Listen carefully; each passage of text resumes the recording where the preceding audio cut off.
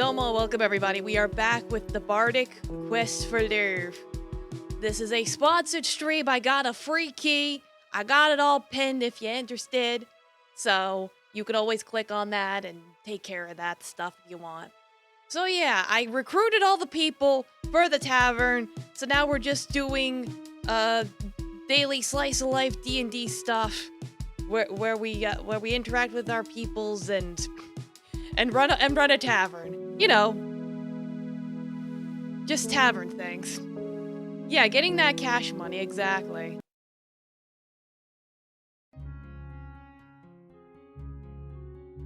Because our father, apparently, is too busy, quote-unquote, slaying dragons to pay any attention to us. I keep getting the E and escape button mixed up, because, like, one brings up the menu and the other brings up the inventory. I keep getting them mixed up. Hey. Bear with me. You know we closed, like, 20 minutes ago, right? You can leave. Like, what are people doing here? Go home. Show's over. Owen turns around. Hey! Edna, you gotta look at this. Lark made a little maid drone thingy. No. It's not a... Oh well. Okay, maid drone thingy's fine. Hmm. Alright. Oh, is that Hatsune Miku? The crowd parts, letting me see a little automaton. Ooh. That's cute. Can I see it? Hmm. I don't know. I see. I'll be careful. Lark hesitantly scoops up the maid drone thingy and hands her to me. By the way. Be careful the gears. They're sharp. She's pointy. All right.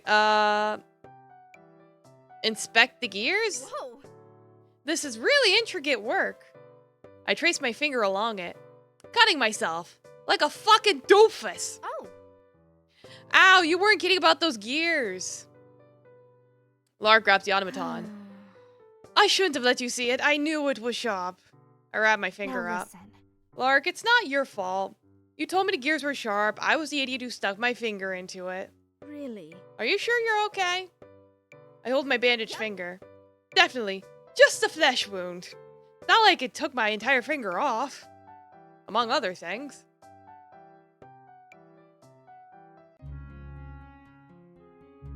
Okay. Next, you. There's no background hum of chattering patrons. It's the beginning of the day. All is quiet. I'm just peacefully enjoying the calm as I straighten out the front of the tavern. Oh, please. That is not where ladles go! Well, it was nice while it lasted. Time to be the boss. It's like, oh no, I have to actually be responsible. Because no one else will be. Help. I power walk towards and into the kitchen.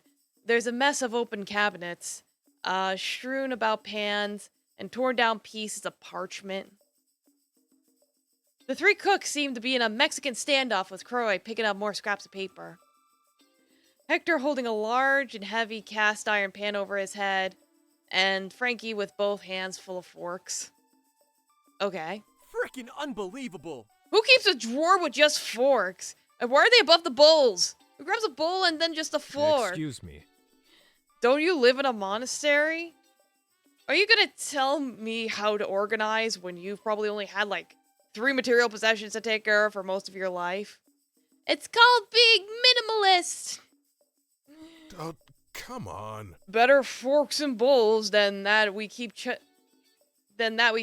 the system.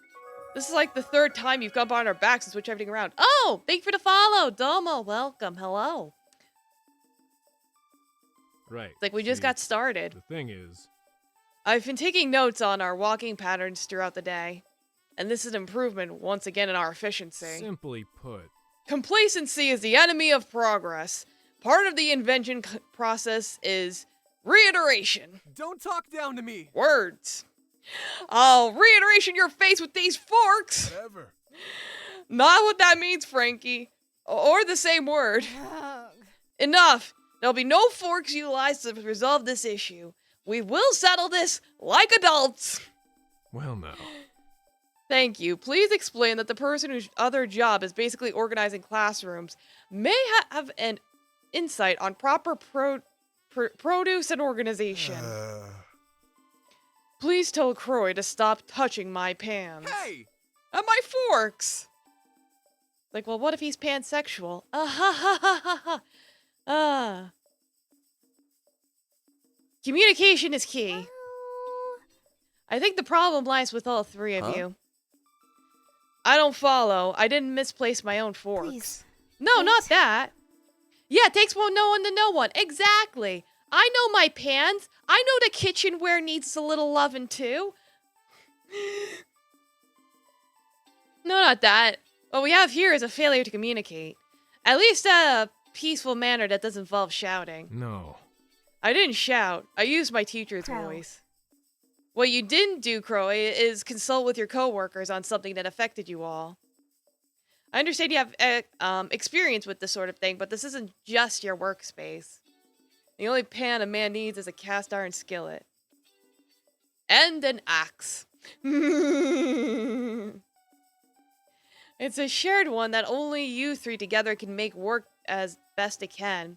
Did you two have no changes you wanted to make? Well... I was thinking of moving my pans into a particular spot. Oh, well. My forks could be better dispersed, I All right. suppose. See, ideas are being shared now. That means a common ground is possible. Ain't that right, Croy? Well then. Yes, I think that is fully plausible. Would it also be possible for you to accept my apology for moving everything? I was just trying to make things easier. I had a whole chart worked out. This man bringing a fucking chart? I get it, man. Thanks for caring, but me and Frankie aren't chart people. It's like, we're unga bunga. Let's get ourselves sorted before we open. Right. Agreed. With that, I saunter out to the kitchen, and I back to a very pleased-looking Croy. The feeling seems to be mutual. Yay! Conflict resolved.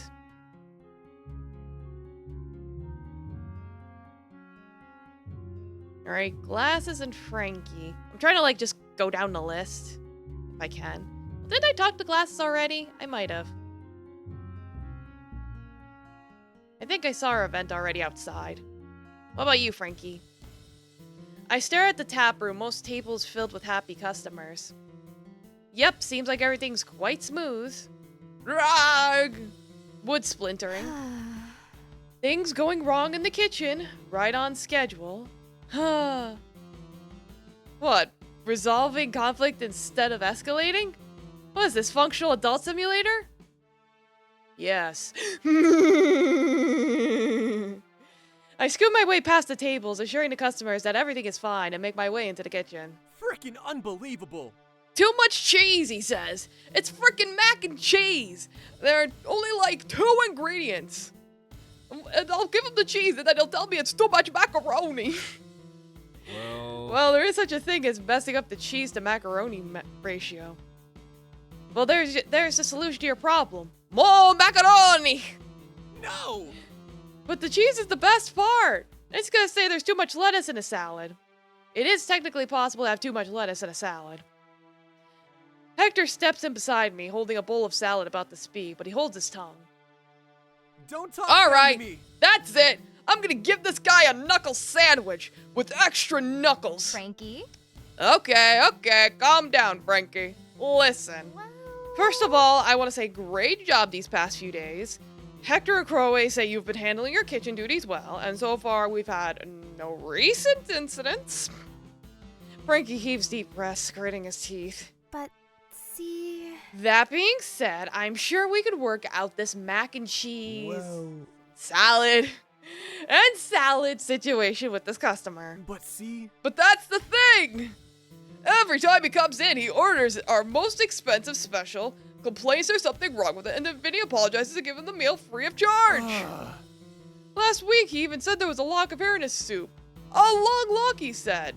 Have you seen my haircut? I'm practically bald, and I have my Naruto headband blocking it anyway. It's like, this guy does sound like a scammer, so... Frankie? Okay, Frankie, here, wait. Yeah. Okay, wait, no, yeah. You do make a good point.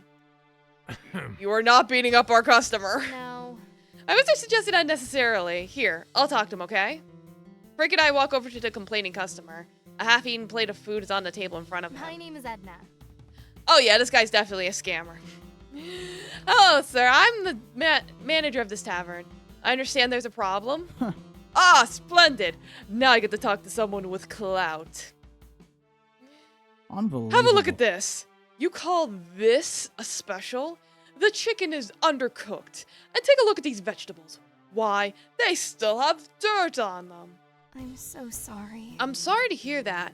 I was told that you ordered more than one dish. May I politely ask what was wrong with those dishes? Well, the 4-cheese pie was moldy and... Excuse me? Pardon me, sir. We don't serve that kind of pie here. What? Are you calling me a liar? Oh, yeah? I'm calling you a liar. And a fraud. Word has it that there's been a mysterious customer frequenting the taverns of Deep Harbor, complaining about the dishes just so he can eat for free. Now listen very closely. You have no proof. Abigail steps in. But, see... As a matter of fact, we do. The City Watch has been receiving complaints about such a customer. It'll be a simple matter for me to retrieve the records. You can't be serious. Unacceptable. We are. I will have to ask you to leave, sir. You are no longer welcome here. Fuck off. Unbelievable. Why, you little... The customer attempts to strike at me, but Frankie interposes himself and catches the man's first right before it hits. He squeezes the man's hands, crushing the bones. Ugh! Hey! Not so arrogant now, are you? A swift kick to the customer's knees knocks him off his feet. Frankie subdues him with a wrist lock. Frankie looks to me for instructions. No. Don't hurt him any further, just throw him out. Let this be a lesson to him. Double Deadly Kiwi, welcome. So far so good. We got them to figure out a solution to organizing the pans in the kitchen, and now we stopped this one guy from getting a free meal. So, you know, it's going places. Well then. I'll take care of this. It's part of my job after all. Come along, sir. Abigail hauls the kicking, screaming customer out of the cavern. Now you listen to me, eh? I'll get you for this. All of you, mark my words. Sir, if you threaten the people of this establishment, I will be forced to press charges. Do you want a member of the City Watch to press charges against you? The others watch as Abigail takes him away. Thanks. Thank you, boss. But... For what? see... Actually, I should be thanking you. I suppose. You're welcome. I don't know, for believing in me and standing up for me, I guess. Yeah. Don't mention it. We'll look out for each other here. Now let's get back to work. Yay. Alright. Now Naomi. I guess I could save. Keep pushing the wrong buttons. Yeah, so, for those of you that saw my post on Discord, the, voice actress for Naomi appeared last night. During, like, the last 10 minutes of my stream. So that was pretty poggers. Hello, welcome to the Ready Bready Tavern. Can I get you a table? Almost as if he didn't hear me, he wanders past the host station and starts scanning the restaurant. Naomi? Naomi! Hello, are you Naomi? I approached a man. Huh? Hello, sir? Can I help you? Don't suppose you are Naomi? No, I... Before they finish their statement, Washington begins to wander around again.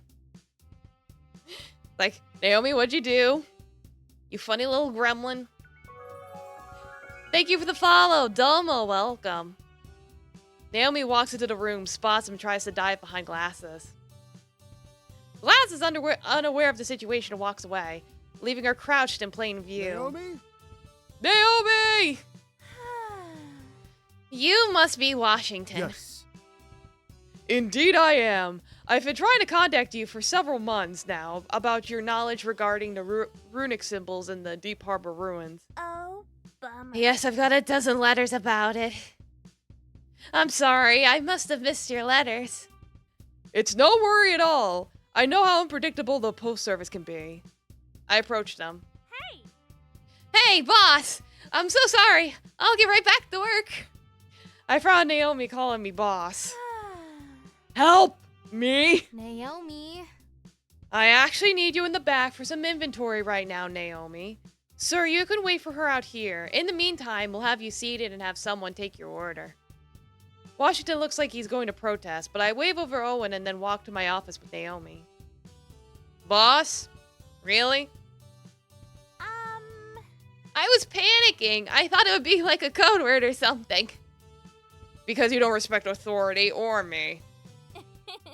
Exactly, you get it. Well... So, do you want to tell me what that was about? It's a long story, but the short version is that when I was sorting things out about my family, I found some information. All I wanted to know was if what I'd found was what I thought it was, so I contacted an expert. Washington. Right, except it turns out that not only did I find what I thought I did, but may have completely changed the modern understanding of both history and religion. Oh, that's intense. I see. Yeah, so you've just been dodging him? More or less. Why? Thank you for the follow, Domo. Welcome. I'm not really sure. He's offering money, and I could definitely use it. If you took it, you wouldn't have to work for some idiot with a tavern. She laughs. But it's not that simple. I don't know if I'm ready to face what it means for this to be bigger than me. My whole life, people have determined everything for me. I think I want to choose for myself. What do you think? Believe in yourself. All right. Trust your intuition. The biggest historical fight of the century can probably afford to wait a little longer. Really? You don't think it's unbelievably selfish for me to keep this to myself? Naomi. Naomi, you're a lot of things. Argumentative, chaotic, destructive, a gremlin. Charming, beautiful, a good waitress, eldritch. Sorry, I'll let you continue. But I don't think I'd ever describe you as selfish. You're allowed to do this on your own timeline. If Washington is not upset about it, he could decipher it himself. Wow. You're a lot sweeter to me than I probably deserve. No. Nah, for me, it's an entirely selfish proposition.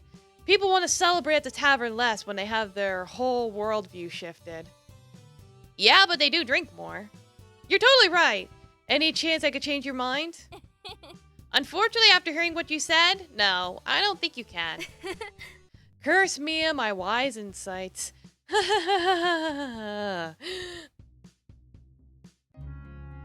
Alright. Hey, Owen. Hmm? Hey, bro, what's up? Well... I've been asked to summon you. What? Just kindly go to the bar. Okay. I go over to the bar, which is completely empty. I look around confused when suddenly a puff of smoke appears out of thin air. Lark and Owen emerge from the plume. Yeah? Owen, Lark, what's going on? There. We have a proposal for you. That's vaguely ominous. Permit me to clarify. I was able to develop a cocktail shaker that taps into Owen's magic. Right. When I use it, I can mix drinks that have crazy cool effects. We thought we could use these crazy cocktails to set us apart from our competition. Can I try one of these drinks? Sure thing. Of course! Lark, pass me the bottle! Lark passes Owen a bottle and some ingredients. Owen begins shaking the shaker violently and then pours out a seemingly normal cocktail. I pick up the drink and glance at both of them before taking a sip. It tastes... normal. Hey. It seems not... I feel something. Whoa. Woo! As I say that, the fire escapes between my lips. Wow. It's an explosion in the mouth. Fire breathing. Wow, impressive. Yeah. So, what do you think? Indeed. We could revolutionize mixology and be the hottest pair in the deep harbor with these drinks. Images of the tavern burning to the ground flashed through my head. Can you make it less destructive? Is there a chance you could make some drinks with some less destructive effects? Lark nods furious. We've been experimenting with a bunch of ideas. Here, try this one. Owen mixes a new drink and slides it to me. Hesitantly, I take a sip. When I open my mouth to speak, tiny bubbles blow out.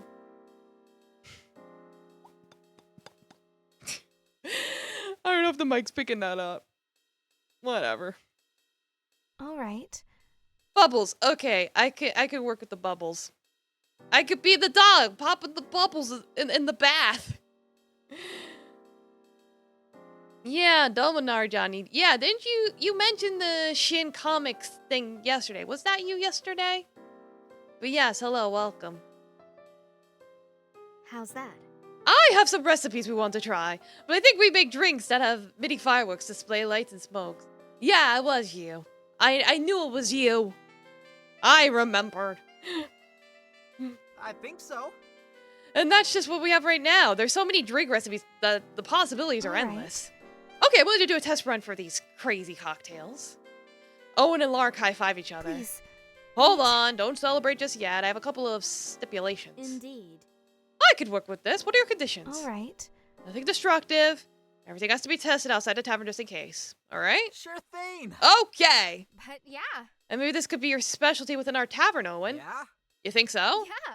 I think it'd be pretty entertaining to watch you perform these cocktail mixes. I'm sure our clientele will pay a pretty copper to gain some of your talent. Sharing my talent with the world.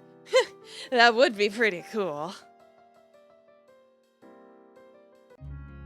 Yay.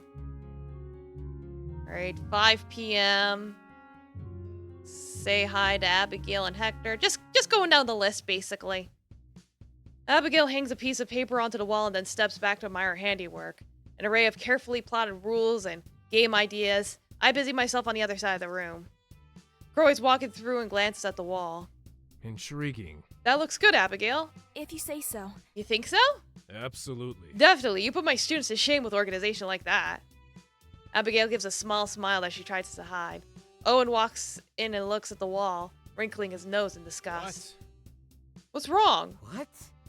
Where's the fun if there's so many rules? Games have rules, Owen. What would a stick in the mud and a guard know about fun anyway? Well, you see, Owen, rules exist so we can have fun. So someone doesn't come in and ruin it. That's why I have rules. In my About Me tab. Abigail gapes at him. Hey! Oh, come on, Edna, you agree, right? I look up from my task. Am I agreeing with? Game night should be this rigid. Be about people coming in and having fun without stupid rules. No, Abigail's right. Owen. I'm siding with Abigail on this one. Like us redheads gotta stick together. Oh, and I hired a games master, so I didn't have to manage game nights. Whatever Abigail chooses to do, it's her department. Come on! Ugh. You got tables to deal with. Don't fight me on this, Owen. Owen grumbles and walks off. What? Really? Well. You're in charge of games. If this is how you want to go about it, that's fine by me. Thank you so much. Thank you. Don't thank me yet. Let's just make sure we're ready for tonight. Yay. Maybe we'll go outside for a bit now. See if anyone's got any stuff and things going on.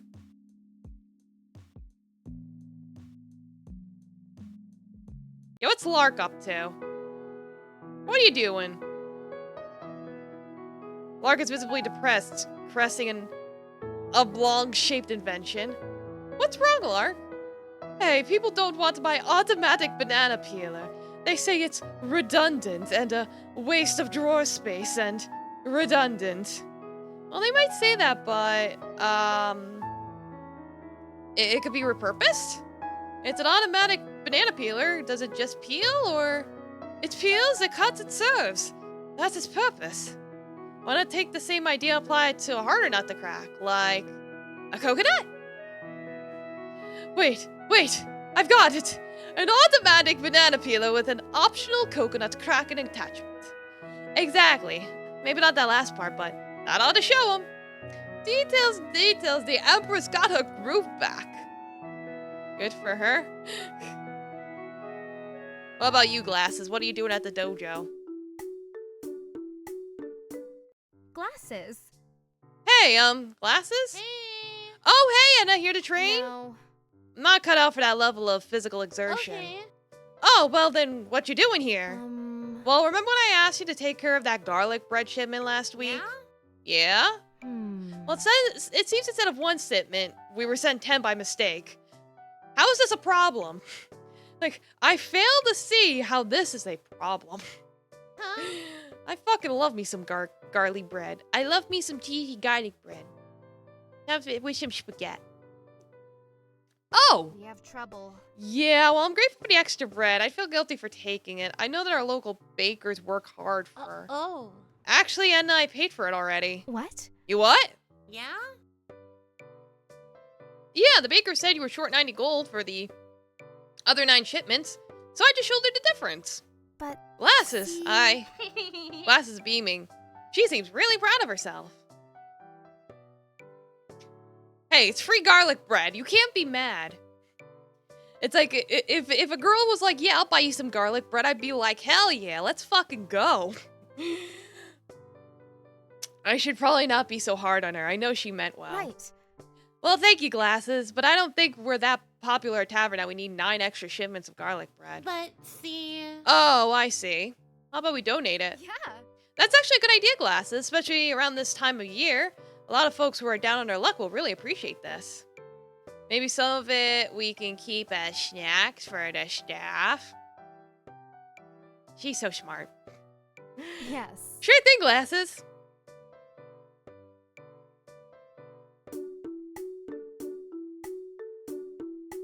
Like, what do you do? Hey! I know. One more and you'll be sleeping with the fishes. And I hate fish. Capiche? What's wrong with sleeping with fish? They stink, I guess. Okay. See, yeah. Sure. How you doing, Chunk? I don't know how to put this. Doesn't she seem a little, how do I put this? Selfish? You know. You sugar mama? Well, on the surface, that may seem true, but there's no I in team, but there is a me in mediocre. She makes sure to remind me so I don't have to. Pretty sweet, huh? There's a lot to unpack there. No need, she hasn't asked me again yet. What? Chunk, what is she paying you for? Hello? Junior, what? Yeah! Oh, Junior. No, you don't need to put so much force in it. Allow the blade to do the work. Please. It's not my fault the meat's so tough. Why are you dicing pork? Nah. Not dicing. Tenderizing. You don't say. Destroying them more like. Oh well. I never claimed to be a chef. You're the one who said this would be good as payment. Hmm. I thought with all the knives you buy for me, you might be half good with them. I look at the mangled crop, frowning. I see. It won't make a good chop, but minced cutlets could be good. Oh yeah? That good with you? Tell you what. If you can salvage it, be my guest. That would do well on our menu. Who wants some pork chops? Pork chop sandwiches? Don't forget your sandwiches.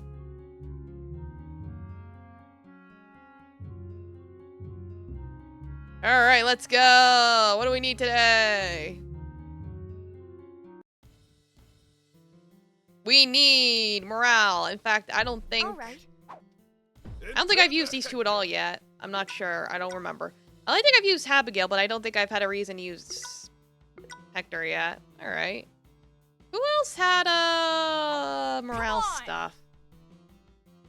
Like, well, she does have her sub thing, but it's not available right now.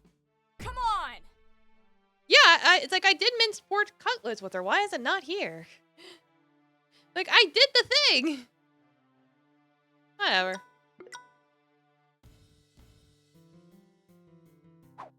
Good. Maybe I have to have it equipped or something.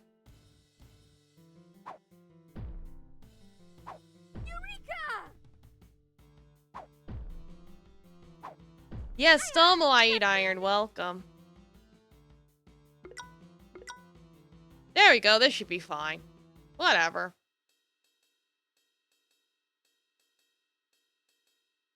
Pet kitty. It's like IRL kitties being a loaf. Yes, poggers indeed. Yep. Yep. Right. Yo, yo, yo. Since it's only one customer, let me just Yep. have them prep Right. for a turn. Because I remember they were like, yeah, I prepped for a Right. turn, and then Uh-huh. Yeah. next turn and you do stuff. So I'm gonna try that strategy. Yeah. See how that works out.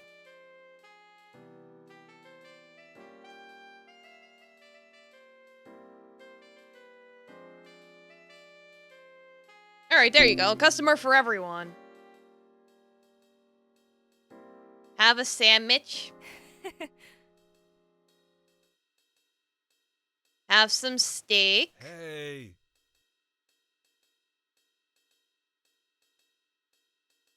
Have some soup. Yep. Have Yeah. some rolls. And then everyone can go back. There you go. Easy peasy.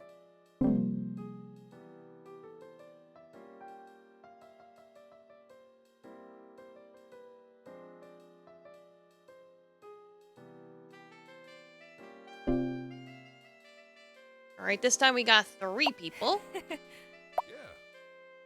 Yep.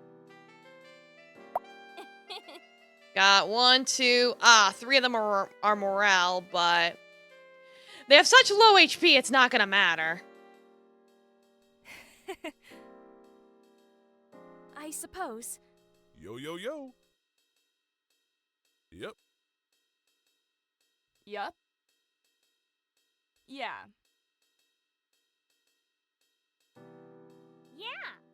There we go. Hi, Captain. It's like, have those dinner rolls ready!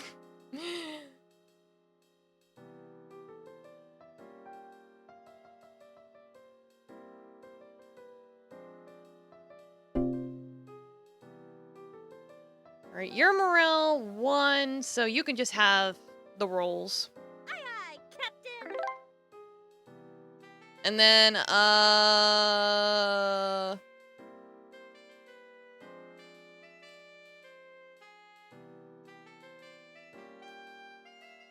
nah, that was a bad idea. Shouldn't have done that. Oh well. Yep. Hey. I'll just deal with the consequences of my Okay. actions. It's fine. Okay.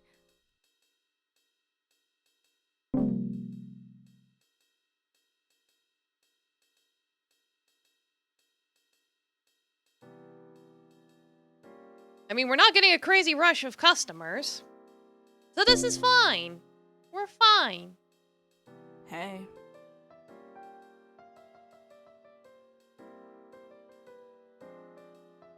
Yeah. Here you go. I suppose. Finish him. Go back over here. Brilliant. You could take a nap. Soup for the poor man. Hey. Have some spicy soup. Yep.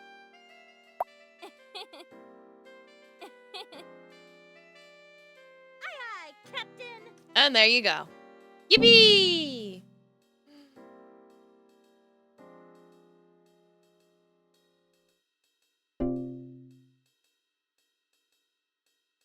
With this many people left, I don't think I'm gonna get 100, but oh well. Yeah. It's fine. Yeah.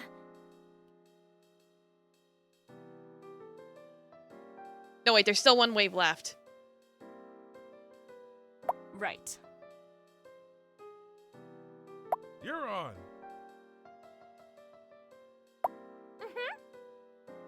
Yep. Uh-huh.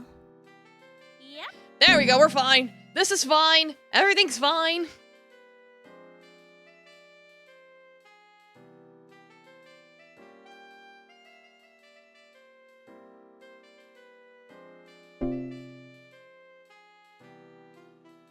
Alright, have her take care of this guy. Okay. He's all done, and then you can give him steak.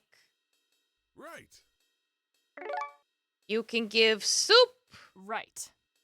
You can give rolls. Aye, aye, Captain. There you go.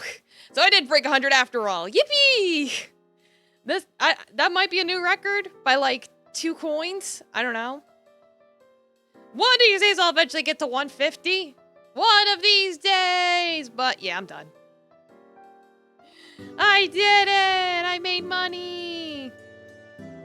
That may or may not even serve a purpose in this game, apparently. Where'd my money go? I had money before, and now it's gone! Who took my money?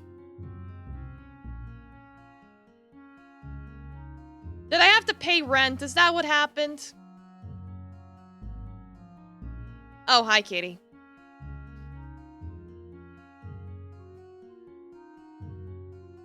The kitty, are you coming on my lap? I can't tell what he... Up, there he is. Alright.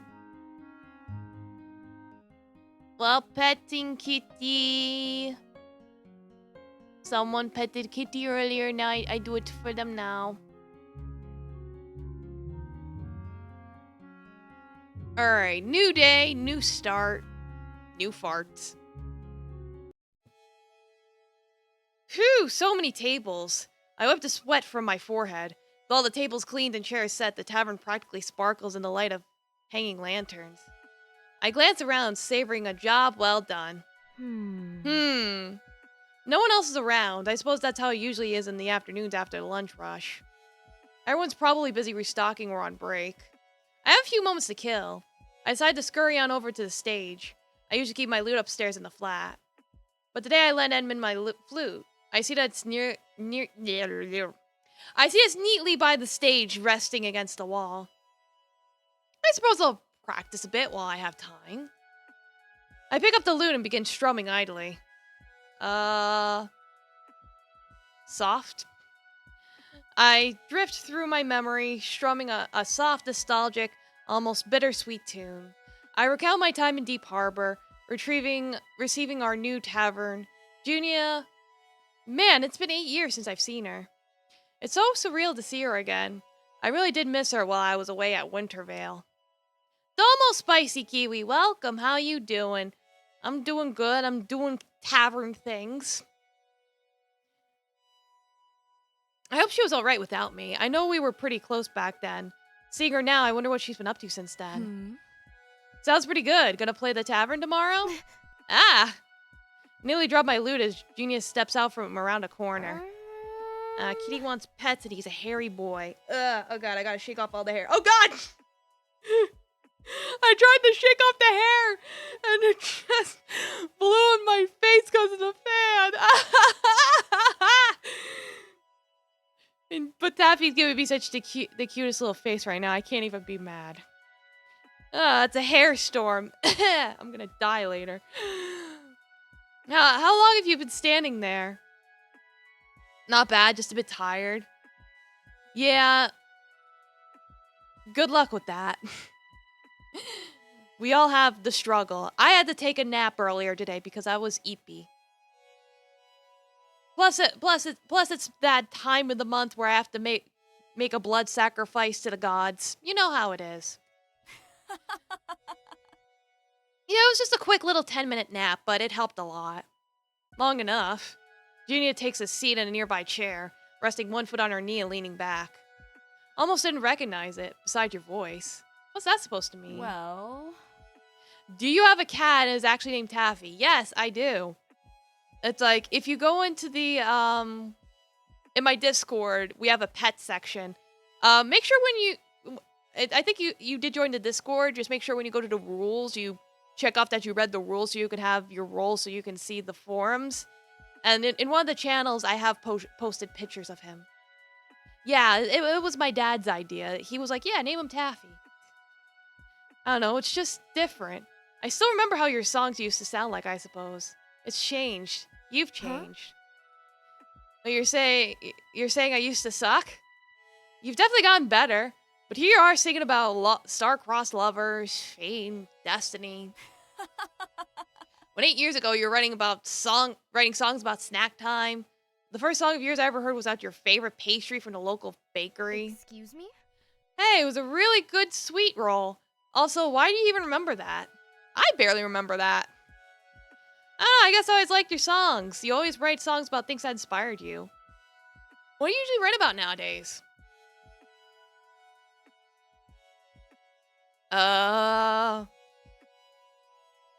The seasons? I suppose. I suppose I've been writing about the seasons. Day by day, the trees grow and the flowers bloom. Till eventually they wilt and the cycle repeats. Yes, he is a cutie wootie patootie. As you can see, it's like IRL Kitty is a lighter shade than model Kitty, but still orange. He's just a very creamy orange.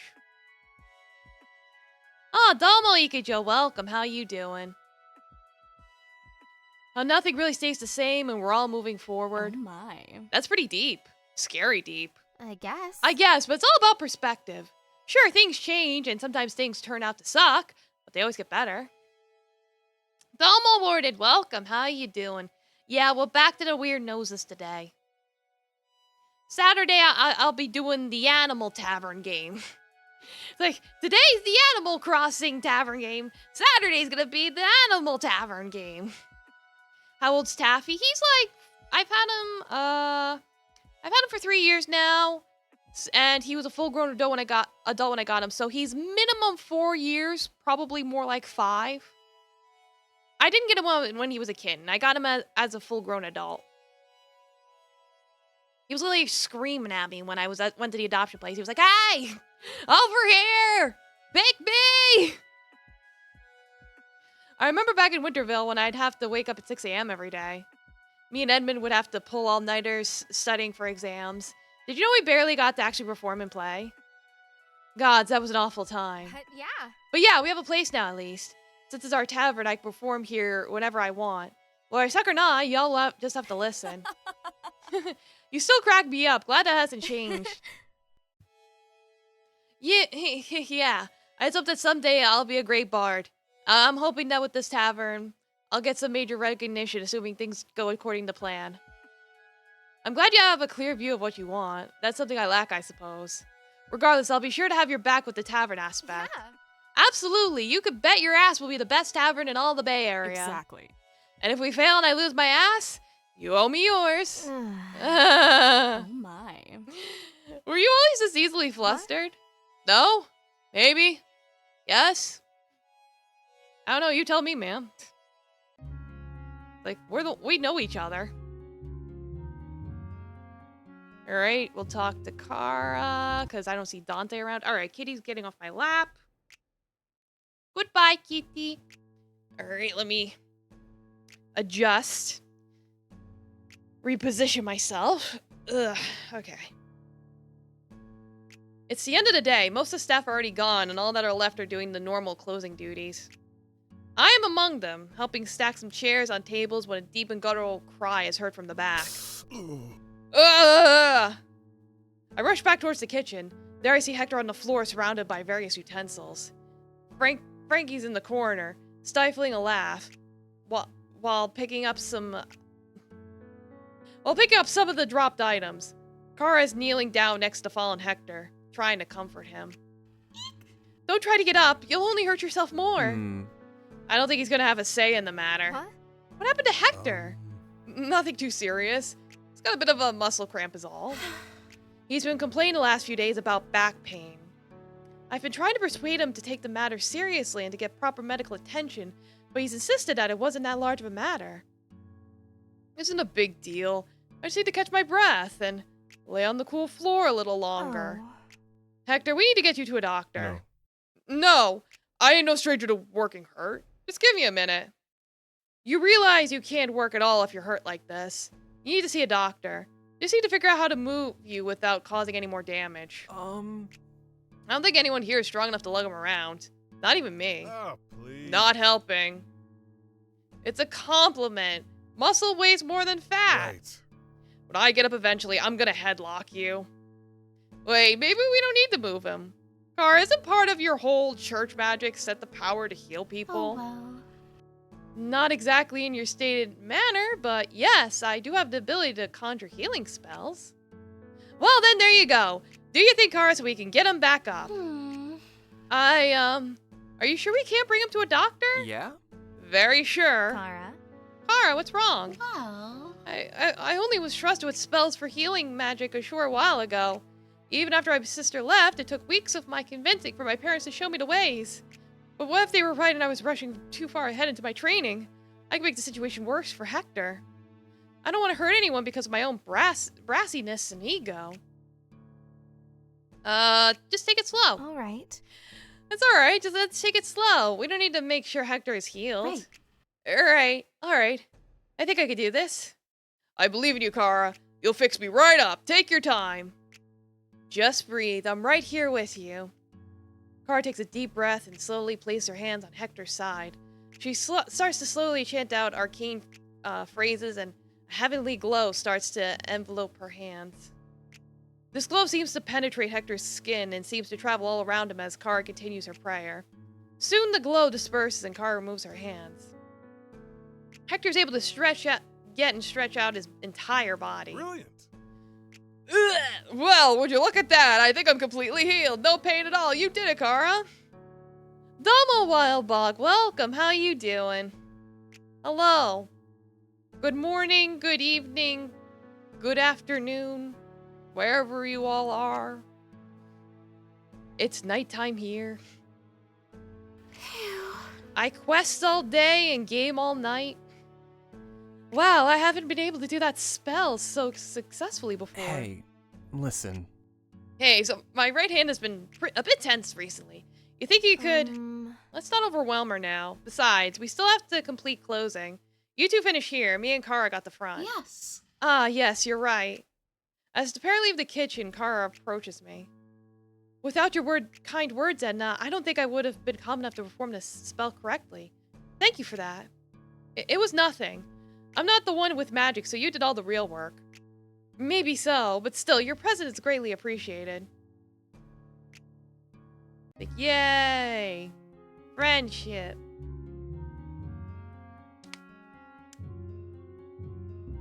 Alright, let's go talk to Druid Vinny over here. Not to be confused with Cousin Vinny. After finishing up my tasks for the day, I was hoping to check up on Vinny, and I couldn't have had better timing as it seems he's got something on his mind. Vinny? Hey Vinny, great work for today. You're doing really well. You think so? Thanks, Edna.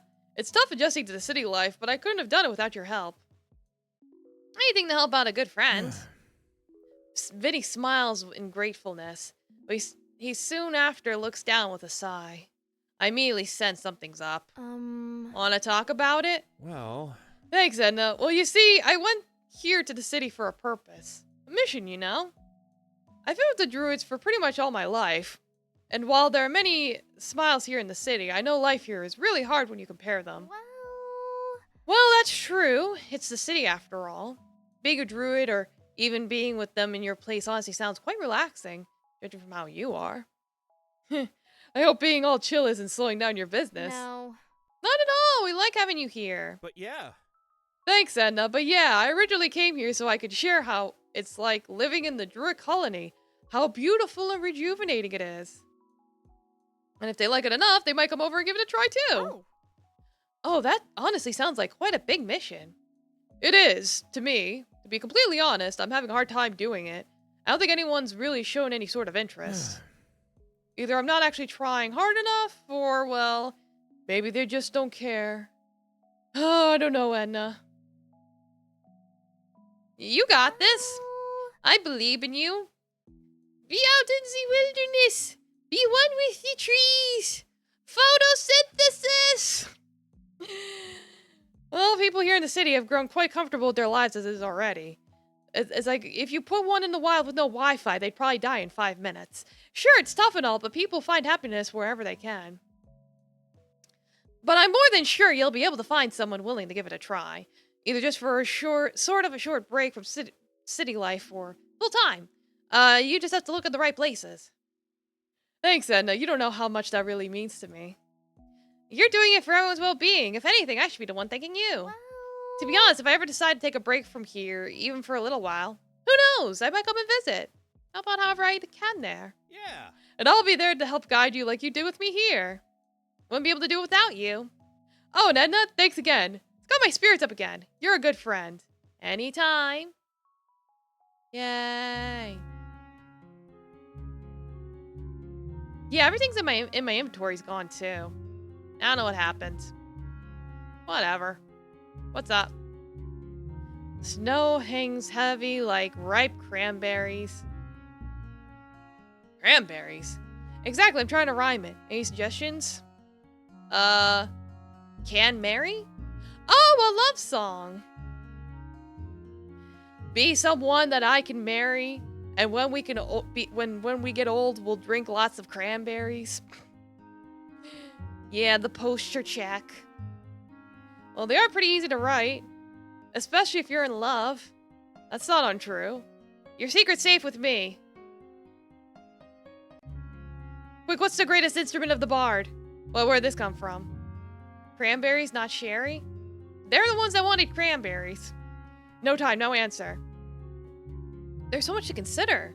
The genre of the song, the tempo, the feeling of the bard is trying to express. It's not even mentioning any accomplishment. You're stalling. The heart. The strings of the heart, specifically. Exactly. One of the first things we learned is how to incite emotions with different tunes. I never saw the heart as an instrument to play, however. That sounds almost evil. I was thinking more of the flirty kind of to play. Oh, we can do that too.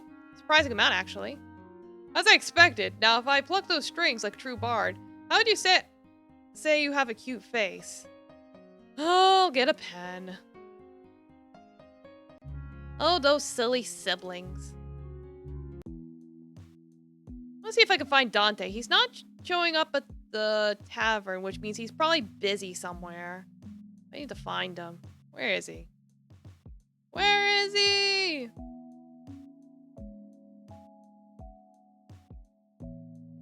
Okay, he's down at the docks. I don't think I've been here yet. Who's Linda? Nice to get a break from the kids, huh? Absolutely. Motherhood means half the time I feel like I'm running an asylum. The other half of that like I belong in one. Right now I've broken free from it. I'm free. It's rough, huh? You ever heard of a job that requires years of experience, gives no training, pays nothing, and you can't quit? Oh, and people's lives are on the line? Hey, you decide to have birth instead of, drinking the anti-baby pillin'. The anti-baby pillin' potion! I walk along the docks. It sure feels good to take a break from all that number crunching. The breeze wafting in from the sea is refreshing. I pause, taking in the beautiful, melancholy scene laid out before me. A path between warehouses overlooks the ocean. The view is lovely. I go down the path and stand at the overlook. Moonlight shines over the ocean and the silent docks. I hear a thunk from the right. It comes from inside that warehouse. I peer into the abandoned warehouse. Dante is inside and appears to be training. He doesn't know my presence.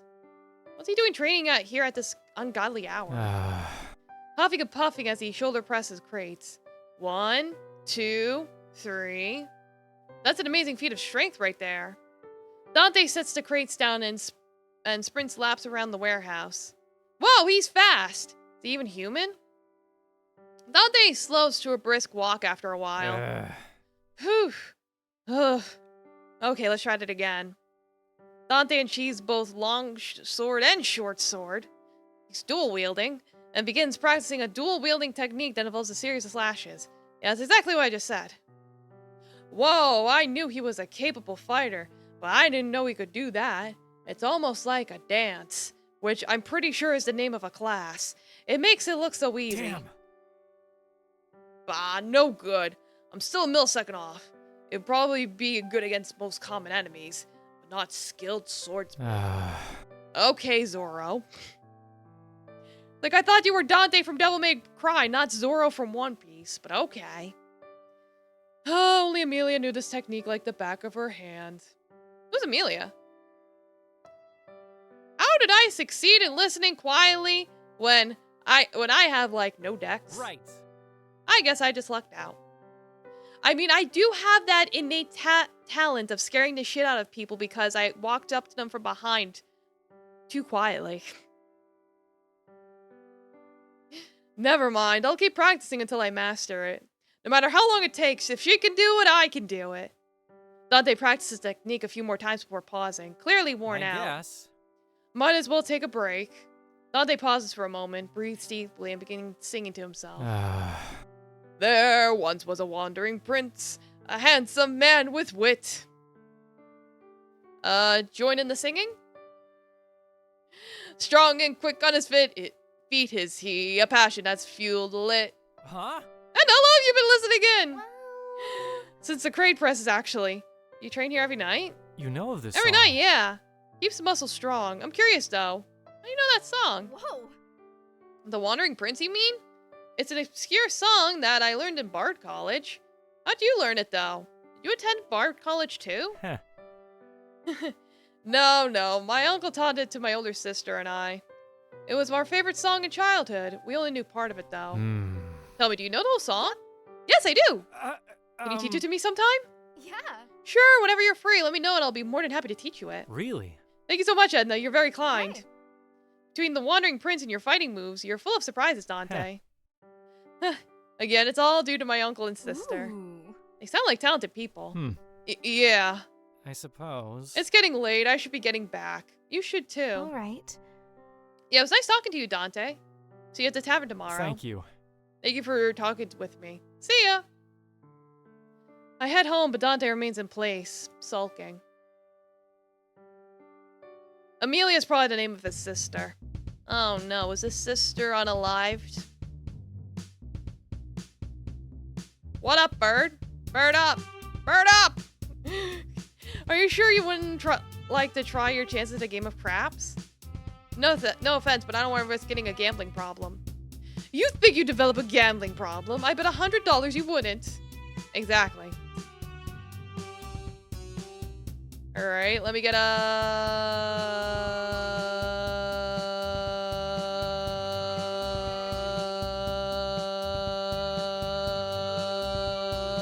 sure. So you're like, who haven't I talked to outside in a while? Like, specifically outside. Because what goes on outside and inside is sometimes different, sometimes not. It's like, you'll see a thing in the upper left corner. Here it's bugging out. I did notice there's like a display bug, but that's okay. It's just a minor bug. It's not important. Frankie is manifesting a growth spurt. I'm 6'2". I'm 6'2". I am 6'2". Super buff. I'm also super buff. I'm also super buff. Whoa. Wow, Frankie, why'd you get so buff? Freaking unbelievable. Wait, what, really? No. No. Should have seen your face. By the way. What's all this anyway? Um, Mantras. I'm manifesting. Are you for real? Bleh. listen. That's what I said, but Jimmy and Ricky swear by it. Jimmy and Ricky? Tweedledum and Tweedledee? Yeah? Yes?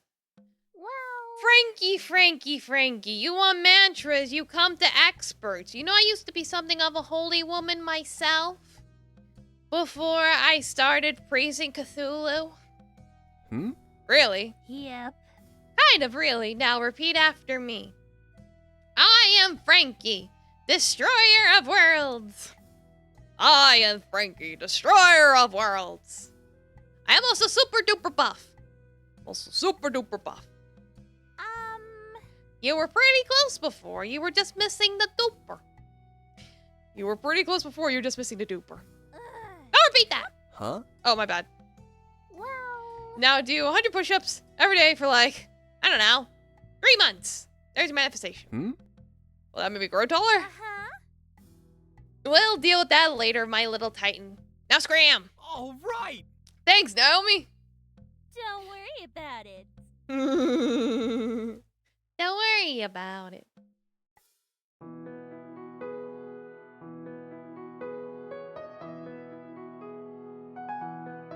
Alright, I'll go back to the tavern now.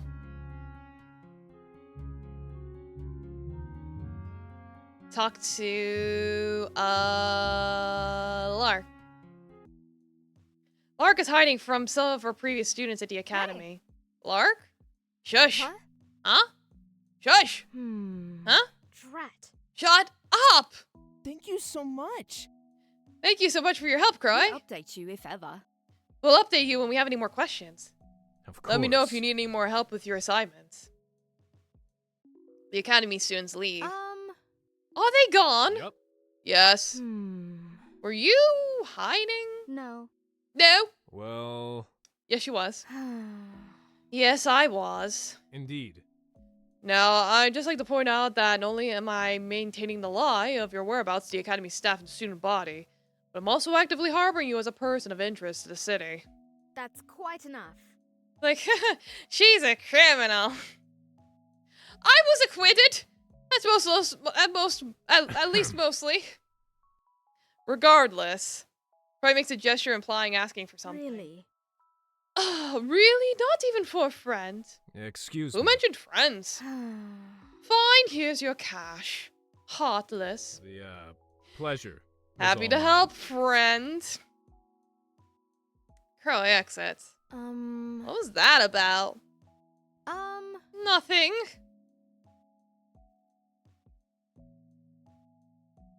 You shouldn't hide from your But- students. See. Hiding from students is one thing, problems are another. Ugh. Right. Seriously though, what's going on? Well, I already told you. Entrepreneur, prodigy, scholar, inventor, model, superstar, academy staff on indeterminate leave. I still have a K in my name too. You're not on leave! drat. Yes, I am! You got fired! There's a difference! That's quite enough. I'll put you on leave! I'm the only one who'll take bribes to hide you! No, no. I don't need someone to hide me! Oh, hey, Daisuke and Minnie, I think you left something! Drat. So silly. Can I help? No.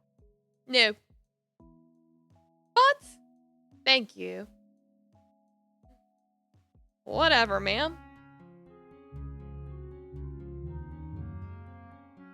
What are you up to? The quiet of night is a different state than the quiet morning. When the sun rises, the quiet means hope in a way. Nothing gets started, it is all opportunity. The early bird and the poor worm and all that. Quiet at night is different. It's loaded. The weight of the day's actions is still in the air and clings to everything still moving. To hear it, to get to the point of this other quiet somehow feels wrong. It's something you can't hear yet all the same, it's something you're not supposed to hear. What are the chances there's a possum in the ceiling somewhere and it just happened to land on my head?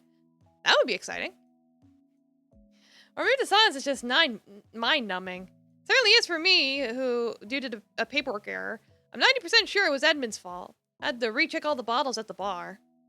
It was an administrative task, so Genie and Dante got off the hook for it. Once the tavern closed, all the sectors of the tavern started and then ended their closing tasks and got to go home. All except me. At least I think I am, as I put away the final bottle and marked down one last note on my parchments. A lantern light flickers from under the doorway to the kitchen and catches my eye. Is Croy still here? He's usually good at closing fast. I didn't see him leave. Maybe he just left the lantern on. Putting the paperwork away, I walk over to the kitchen, not expecting to find much more than a lone lantern and a clean kitchen. Instead, the kitchen is still a considerable mess, with unwashed dishes, stained counters, and an island table covered in notes. Though they aren't recipe pages, instead holding formulas for tinctures and potions. Rolling over them is a passed-out Croy, hat just tipped over his eyes. Croy, you okay there, bud? With just one light jab, Croy shoots up from the table. A piece of paper still stuck on his face. He quickly paws it off and adjusts his hat, revealing tired and baggy eyes. Excuse me. What? Where am I? Um, You're in the tavern still. Um, Crumbs. Is it morning already? no. No, it's in fact very late. Oh, What should good. we I was do? worried I might fall asleep Huh? here. Yeah, about that. Why are you sleeping here? You seemed fine this morning. Was it that busy today? I just didn't notice. Right. See. I looked The fine thing this morning is- because I was wide awake then. Just had some of my special coffee. It's been keeping me up for the last 2 days. Gonna need a refill though to make sure. Excuse me? I'm sorry, 2 days? You've been up for 2 days straight? Well, I've had naps. You woke me up pretty soon after I drifted off, so this could be considered a nap. Unacceptable. Naps are not a substitute for actual sleeping. I went to Bard College. I know a thing or two about pulling an all-nighter. You need to go home and get some sleep. Take some time off. Not just from the tavern, but school too. Man, be pulling double duty.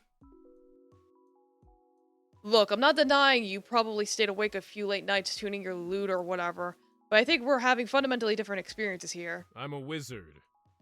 I'm a wizard. I'm not just a student. I'm a teacher's aide, as you are aware. This semester, the aide to a particularly old fart, who has me do most of his work. That includes grading, what you see before you By here. the way. Not to mention my new responsibility here at the tavern, which I am capable of fulfilling. I just need to get back to the academy, fill up on coffee, and work through till I can actually afford to take a break. Or die trying! Whoops.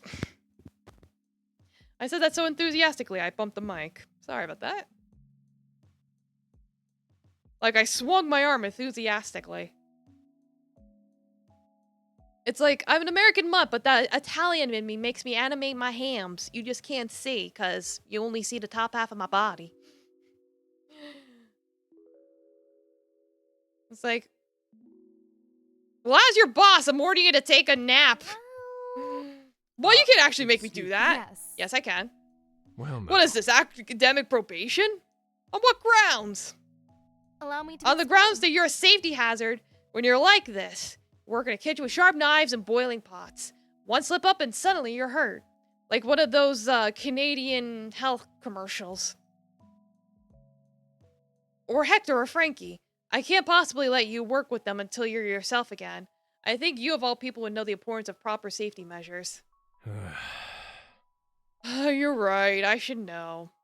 It's dangerous to be around the kitchen like this. I'm sorry. I've just been stretched so thin. Oh, well. Well, now I'm giving you the time to unstretch. I don't think that's a word, but you know what I mean. Of I'll spend my course. day off catching up. Oh, you look so sad about it. Next time I'll be here 100%. I'm sorry for being so foolish. Croy gathers up all his papers and walks away with heavy and plodding steps. All I can hope for is that he makes it back to the school without passing out again.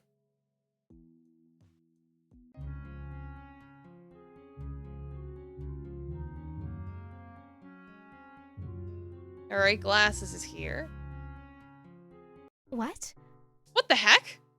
I look out a window and see my employees standing aimlessly in front of the tavern. I knock on the window. Croy notices and comes over as I open the window. What's going on? Right. See. There's a The big thing pile of is- stuff blocking the door. No one can get in. I see. And I can't get out. It's blocking the door. Well, Fancy stuff. It's weird. Here. Here, help me out of the window. Croy helps me out of the window. I go to the front of the building where a bunch of ornate furniture and items are stacked. You weren't kidding. Croy turns to Lark. say. Am I known for joking? I think it was rhetorical. As the crew looks at the pile of vague confusion, Glasses shows up late. What?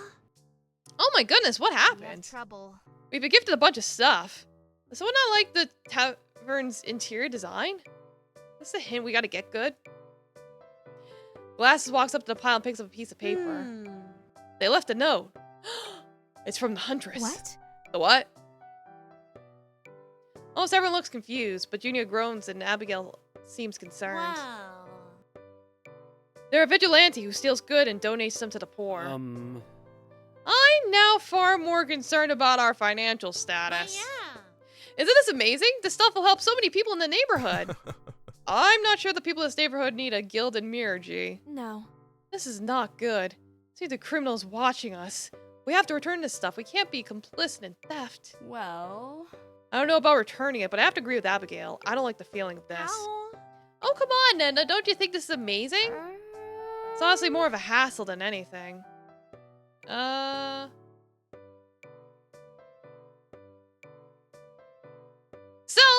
Sell and donate to the poor. I suppose.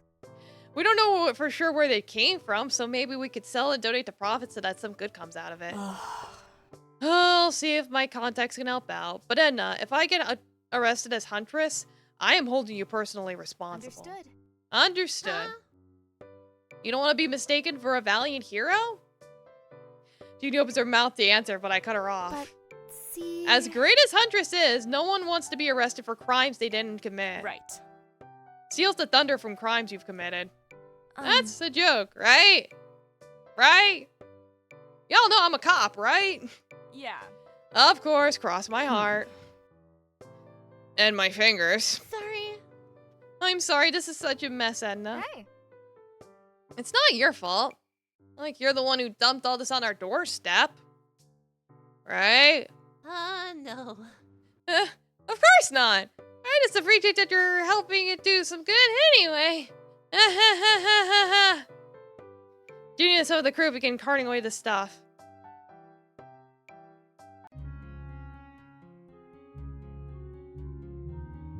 Great save.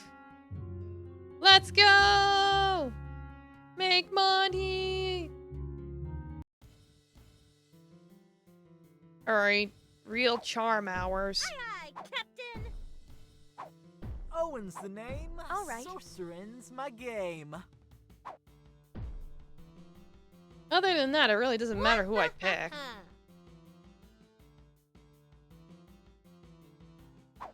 Oh, Sure, why not?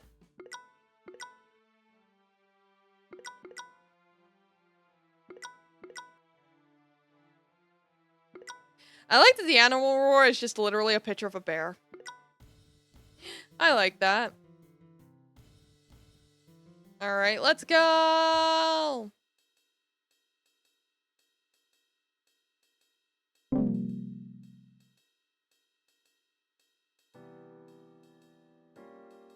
Look at this dude. Look at this other dude.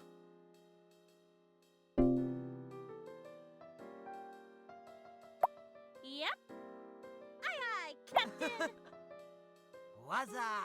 Yep. Sure thing. Like, just do a prep round.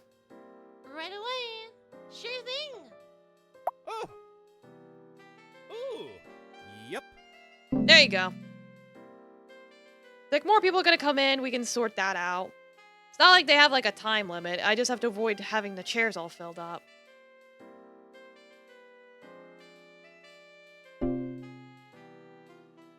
See, we're fine. Well, it doesn't look like I have to prioritize anyone, really. Yep. Wazza!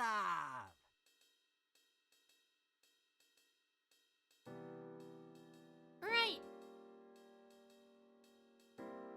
Hey. There we go. And then, everyone can go back.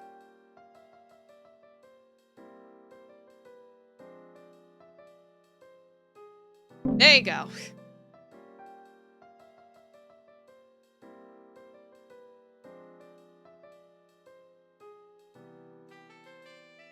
It's like, boy, I hope we don't get like 5 people in one turn.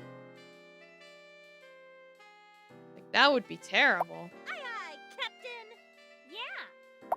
Wazza! Sure thing. Right. The candy's floating over his head. Is floating up the ceiling. Oh no. This Ooh. game's got some minor graphical Hey. bugs, but they're not too bad. Like, they're more funny than anything else. Yep.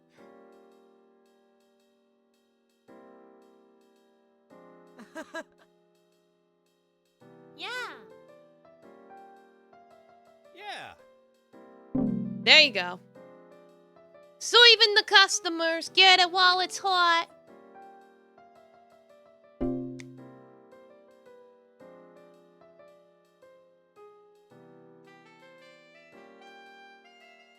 Yep. Yeah. All right. Go back in the chair. Right. Yeah. It's just one guy. You can get him next toy. And then she can rest. Yep. Get the man his rolls. Wait, no, I meant to rest! I meant to rest! Yeah, that's like the sensitivity on the clicking and dragging is a bit annoying, though. That is one complaint I have. That is something that does need to be fixed. Right. Because now because of that, Naomi didn't get the rest! Oh well. Yes, boss. You know it. Hey. Right. Yeah. Right.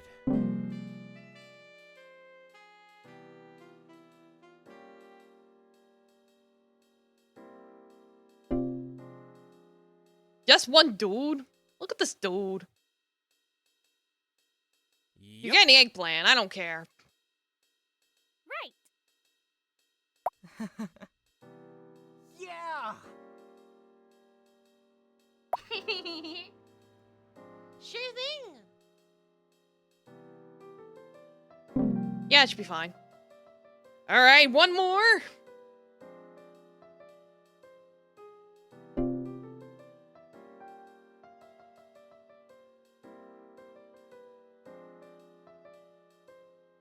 Here, you can have that. Right away. Would you like a pun for these Would you like a cheesy pun with the come alongside your range of cheese sticks? Cheesed to meet you. Alright, that's it.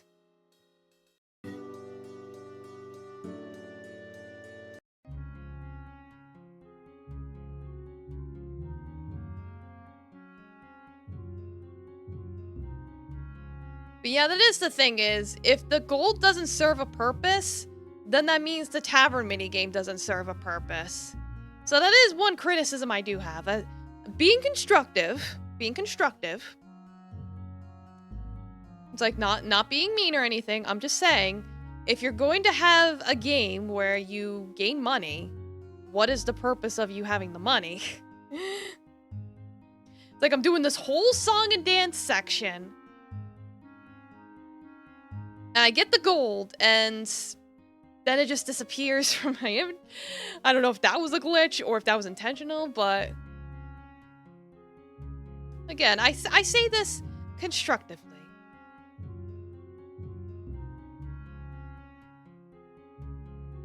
It's like, I would say this game is roughly the 2 steps above a Flash game quality-wise, which is not necessarily a bad thing. Because I loved me some Flash games back in the Newgrounds days.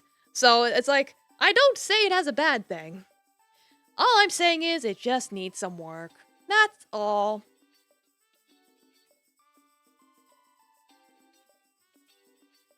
Then shut just as quickly, giving Abigail barely enough time to get out as she held the door shut.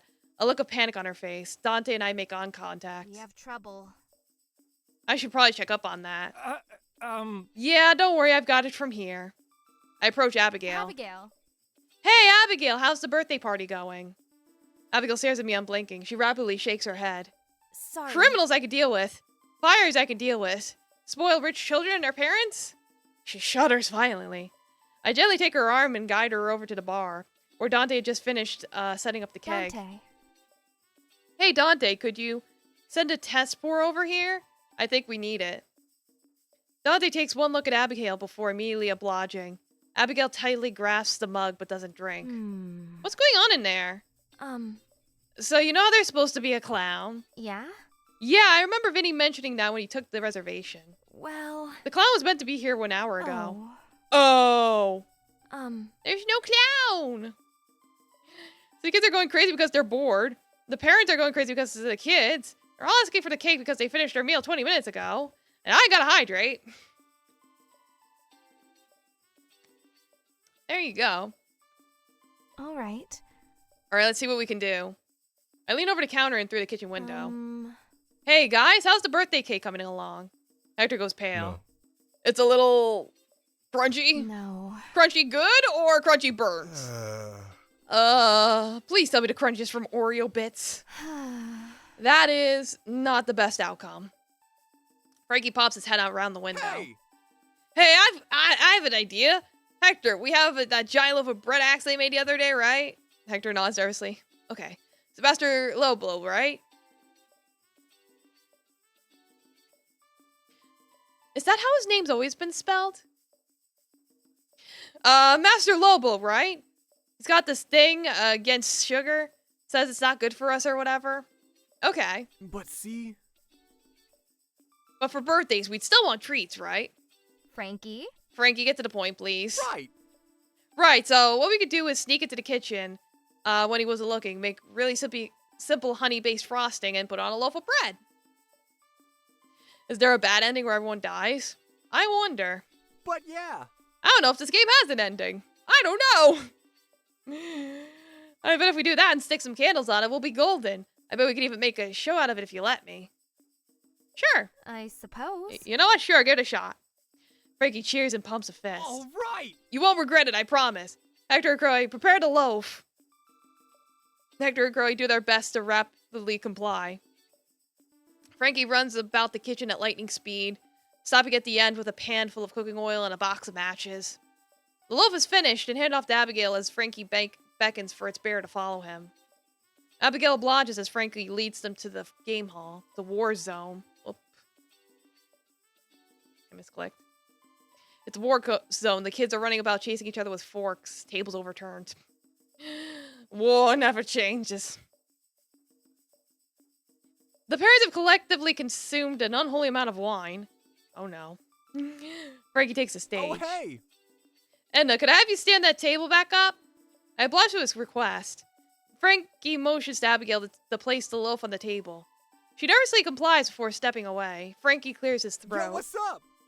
May I have everyone's attention, please? The room goes silent. Children and parents alike stop and stare. All right! Alright, here's the deal. Everyone's gonna get a piece of loaf. But first we gotta light the candles. And sure, I could go get a torch or something, but that'd be boring. I've got a better idea. Frankie removes the wraps from his hands and lays them in the pan of oil. After a second letting them soak, he pulls them back out and wraps them around his hands. He could have set his hands on fire. He gives them a few quick shakes before stepping over to one of the lamps on the wall. Check this out! Oh my god! I knew it. Reaching his hand up to the lamp, he winced for just a moment as both of his hands burst into flames. Sir! The eyes of the party goers go wide as Frankie spins in a circle back towards the table. How many brain cells does this guy have? None. I think Hector's meant to be his other brain cell. And he's not here right now. His hands carve wide arcs through the air, smoke trailing behind him as he moves, drawing circling patterns in the air. The audience gasps as he lets out a flurry of punches, embers shooting out over their heads like indoor fireworks. Eventually he draws both hands back, and thrusts them forward in one giant gout of flame.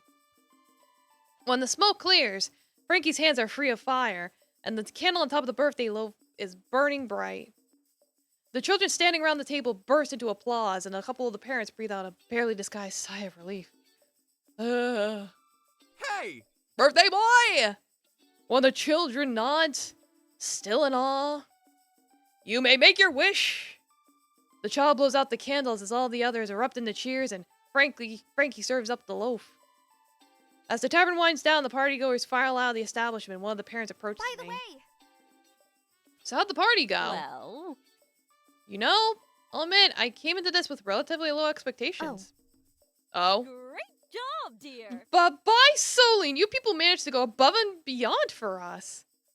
I know you said we'd handle entertainment ourselves, but I can't imagine any place else putting on such wonderful impromptu performance. I'll be sure to come back for my 7 other youngins.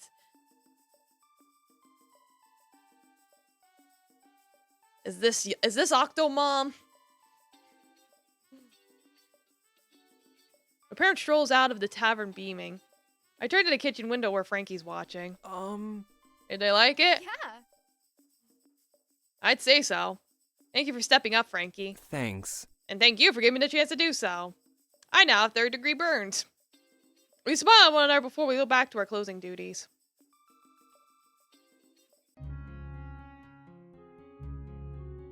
Okay, that was a thing. I will say, I do like... In terms of things I do like about this game, I do like the characters. The characters are quirky. I do like the quirk. Does Hector ever go outside? I think I've never run into Hector outside. Like, does he go outside? Ever?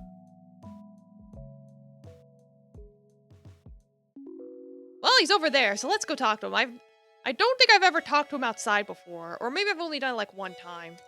Alright, I'll stretch.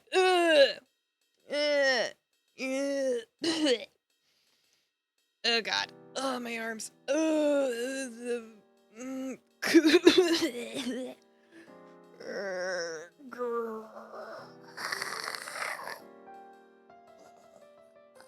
Okay. Once again, lady, I think you got the wrong person for the job. Hector. Hector, what are you doing here? Well, I was just walking by when... And action. Do it! Do it again! Show the world your gift! Is she? Oh, hello. Never in my years of teaching have I seen such a simple gesture communicate so much. The charm, the pathos, the charisma. You must stay and teach your gift to the students here. All I did was smile at a dude who waved at me. Ah, so humble as well. The stage would eat you up. If only you knew, lady. Well, Well, smiling has that kind of effect on her. Maybe it could be applied elsewhere?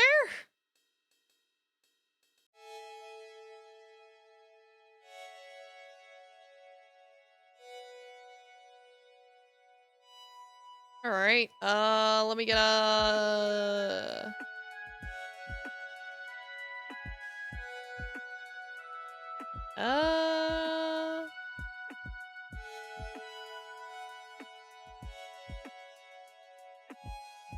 I don't think I've talked to Owen directly. He's usually in, like, other people's skits, I guess you could call them. But I don't think I've talked to him one-on-one in a while.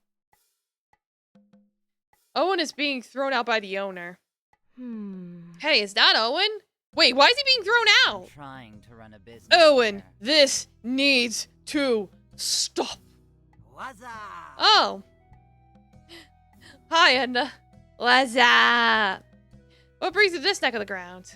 Listen, buddy. Out. Wee. I'm not angry. Just very confused. Why were you thrown out? Well... Long story short, me busting out on a game of blackjack ended up with an accidental removal of a table due to an accidental spontaneous combustion. Also known as an accidental fire. Also, it accidentally grew legs. It basically turned into a dragon. Do you have any control over your magic? No, he's got wild magic. No. You roll a D100 and just let it happen. None! And therefore, no responsibility either. Doesn't work like that. Oh, well. Oh, damn. But see... But if you could control it, we could use a little magic at the tavern every now and again. I guess. Well, I mean, I might be able to exert a little control. Yeah. As long as it brings in or entertains, I'm down for it. The house always wins.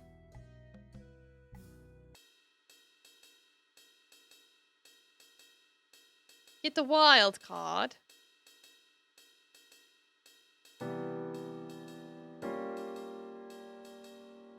Let's see. Who else should I talk to? I don't think I've talked to Edna outside in a while. Whoa. Wow, I never realized just how fancy everything in here feels. Weird how things change when you're not on a school-mandated field trip. 2-1. Oh. Well, I accidentally triggered her next chapter thing, but that's okay. It's like, I'm trying to do everybody, so I'm trying to do them in order, but that's okay. I'm not worried about it. I'll just have to remember when I do everyone's again. I'll just have to skip her. Not a problem. I wandered the various halls of the Deep Harbor Museum. It's a polished marble building that had just as interesting tidbits about the city as it had domes. Standing under the main dome, the one that rose highest out of all the other ones revealed a large and intricate story. It was the story of Deep Harbor, the story of the Empire, the story of Selene, and the creation of the world, all in rather impressionistic, artistic renderings. Words. It was all so much to take in at once, made hard by the fact one had to spit and to get all of you. Which I did do. A few times. A few too many times. Quickly my vision turned smeared and my feet soon escape out from under them. But at the last second, a hand on my back steadies me to an upright base. Phew, that was a little too much appreciation of the arts. Thank you. Kara? Kara? The reassuring hand turns out to be Kara, who gives me a very warm smile. Edna. Hello, Edna. May I say, it is quite a pleasant surprise to see you here today. I would have expected you to be busy with the tavern. Yeah, thankfully my sibling has things under control today, allowing me a very rare day off. Though I could say the same for you. I would expect you to be, let me guess, in the church? If I were a gambling man, it would be a bet. Wait, is placing bets against the church heretical? It's certainly frowned upon, but I won't chide you for it on my own day off, both from the tavern and from my service duties. As much time as I do devote to my religious studies, I do have at least one other hobby. I guess historical study and religious study go hand in hand. Oh, I wouldn't say I'm here for that kind of study. Yeah? Really? Well, why don't you show me what exactly you like to look at here? With that, Kara starts to lead me over towards the art wing of the museum. There's a gallery of paintings ranging from the picture perfect to the less than understandable. Whoa. I didn't even know so many artists came from Deep Harbor. Well. Not every single piece is from homegrown talent, but this city has been home to plenty of talented hands throughout the generations. Yeah. Yeah, no kidding. It's really inspiring to see all this. I trail off as a particular piece catches my eye. It's of a high priestess long ago leader of the church. While the actual painting is of stunning quality, the name plaque below identifying the subject is what really makes me pause. High Priestess Amanda Luzier. Oh. That would mean my grandmother. This piece used to be in my family's manor, but we donated it some time ago. The painter was actually one of my great uncles. Apparently there was a whole story about him having to fight for the right to paint his own sister. It's a larger story that I won't bore you with the details of now. Whoa. Wow, so I guess that's where your love of the arts comes from. It's in your blood. Must be your favorite piece. I wouldn't go that far. My great uncle was a very talented artist, but a lot of his subjects are repetitive. Waha. A lot of paintings of the church and of religious idols. He was very much a Da Vinci. The odd portraits thrown in for good measure. You know, Da Vinci. From what I've heard, my great uncle wasn't a man of high faith.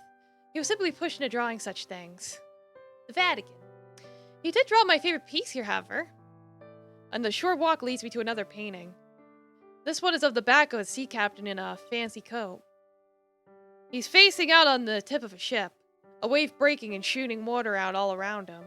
Yet the captain's stance is firm as he looks out into the open sea. This was inspired by his trip out to another part of the Empire. It's said the captain of that ship never actually met him face to face.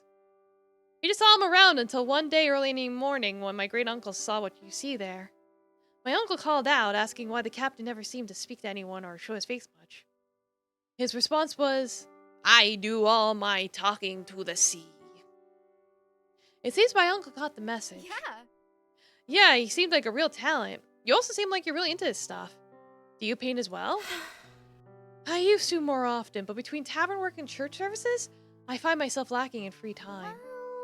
Well, maybe one day you could show me one of your pieces. Maybe it'd be good enough to end up here one day. Maybe with the help of Selene, that will become a reality. I would find that pleasant. Thank you for believing in me. Believe it!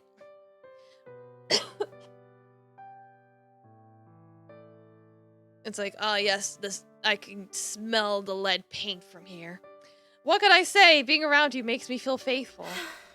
And here I was hoping to escape work. Never. Speaking of work, go back to Owen. I stand out in front of the tavern looking at the wasp nest hanging right over the entrance. Well, that's less than ideal. Sure thing. I could fix that. Owen appears from out of nowhere, startling me. When'd you get here? I heard there was a problem and I thought I could lend a hand. Be my guest. Owen shoots the nest with a magic bolt and it disappears, as if it was never there to begin with. Whoa. Nice work. Thanks. What did you do to the nest? I opened a portal and threw the nest inside. A portal to where? I don't know. Like somewhere far away? Don't worry about it. It's totally not clogging the toilet right now. Like the next time, it's like I hope no one's getting ready to flush. All right. They're gonna get bees up the butt. Oh, well, as long as they're not anywhere near the tavern, I'm cool with it. I hear panicked screams come from inside the tavern. Oh no, they're butts! Now what? A frantic Vinny emerges from the tavern and rushes up to me out of breath. And a wasp nest just dropped on table 5 and they are not happy about it. I make eye contact with Owen, the harbinger of doom who has unleashed who knows how many angry wasps into the tavern. Oh no. Oh no is right. Don't worry, I got this. Owen dashes past Vinny and heads into the tavern. Wait! I follow Owen into the tavern.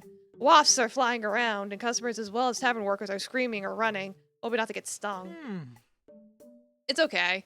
Smoke will calm them down. Owen, those aren't bees. Smoke isn't gonna do anything to them, they're wasps! Owen doesn't hear me and tries to conjure up smoke, accidentally setting a table on fire. To his credit, there's smoke now. Cause you know, there's smoke, there's fire. Help! How that doesn't calm the wasps down at all, and now people are choking on the smoke! Like, this guy doesn't have any brain cells either, but... Like, he traded all his brain cells for magic that he can't even control. Oh, and let's take a second to think. No, I've got it. Just trust me.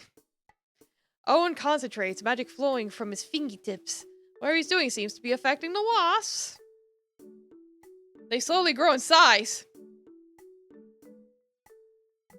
They slowly grow in size, morphing into what I can only describe as an absolute nightmare. Owen, you are not helping. You're done. Trouble. I need Naomi and Croy in here. Croy, Naomi, can you handle this?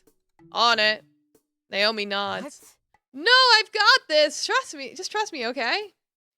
You're overwhelmed, Owen. Let Croy and Naomi take care of it. This is my fault. Please, let me fix it. Now listen. Sometimes the best thing to do is know when you need help, Owen. Okay. Start evacuating customers while the others get rid of the nest. Owen nods and begrudgingly begins guiding people out of the tavern. Croy, Naomi, what's the plan? We need an actual plan. I'm gonna try and lure them into a pot with this honey cake. And then I'm gonna incinerate them. Do we really have to kill them? Do you have another suggestion, Vinny? Before he can offer an idea, Vinny is stung by a wasp and yells in pain. No! This is not the beautiful side of nature that I know and love. Croy gets the wasp's attention with the cake and slowly they gather into the kitchen. He nods at Naomi, who sets them on fire. The tavern is now empty of wasps, but is in disarray. Everyone starts tending to wasp stings and clearing up. I go outside to report the news to the customers. Hey folks, the wasp has been dealt with. Your meals will be comped and we'll give everyone a free dessert for the trouble. The customers filter back into the tavern, leaving Owen and I to ourselves. Is everyone okay? A few of them got stung, but it's nothing that an ointment can't fix.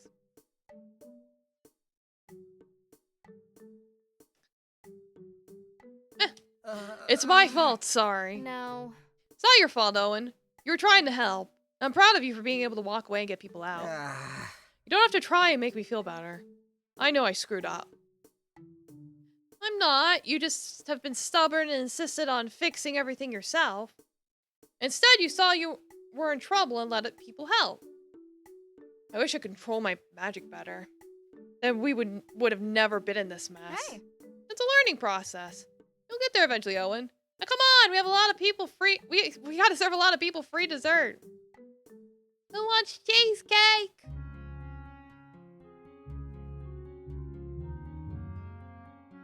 Alright.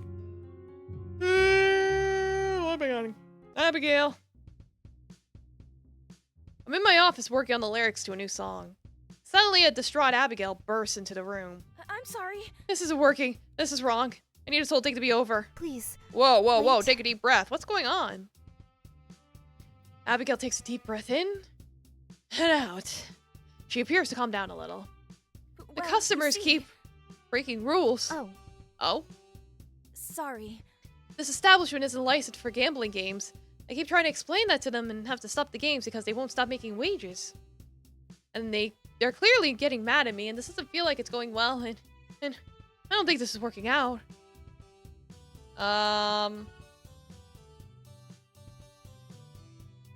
Understanding? I don't know. I motion for Abigail to sit down in a nearby chair. She obliges. You drinking enough water? You hydrated? I'll hydrate. I don't know. I don't know.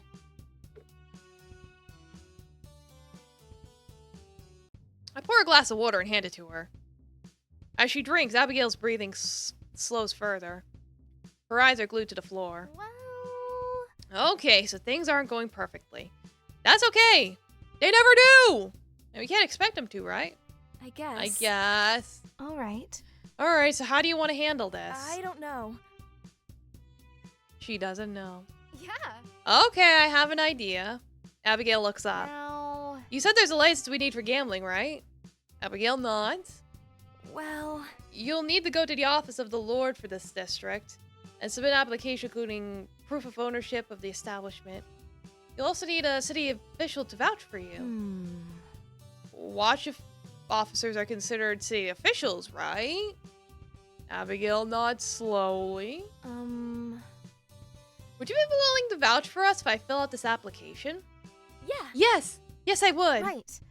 Great! Would you like to take the rest of the night off? Thank you so much. I think that would be for the best. Thank you, Edna. Abigail stands up and exits both the office and the tavern.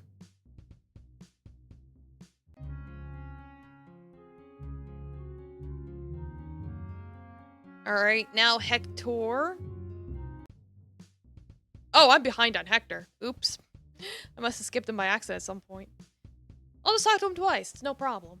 It's the end of the day with most of the tavern's closing duties being done for all of the other members of the staff. Seen them all out as I stay behind to get some boring admin paperwork that needs to be done. By Celine, I don't think a permit for bread making was a real thing. Sound of running water from the kitchen catches my attention. Someone leave the water running? I swore I checked in with Croy and Frankie and Hector? I haven't really heard from him all day. He's really quiet. Why is he still here? He's usually good at getting things closed on time.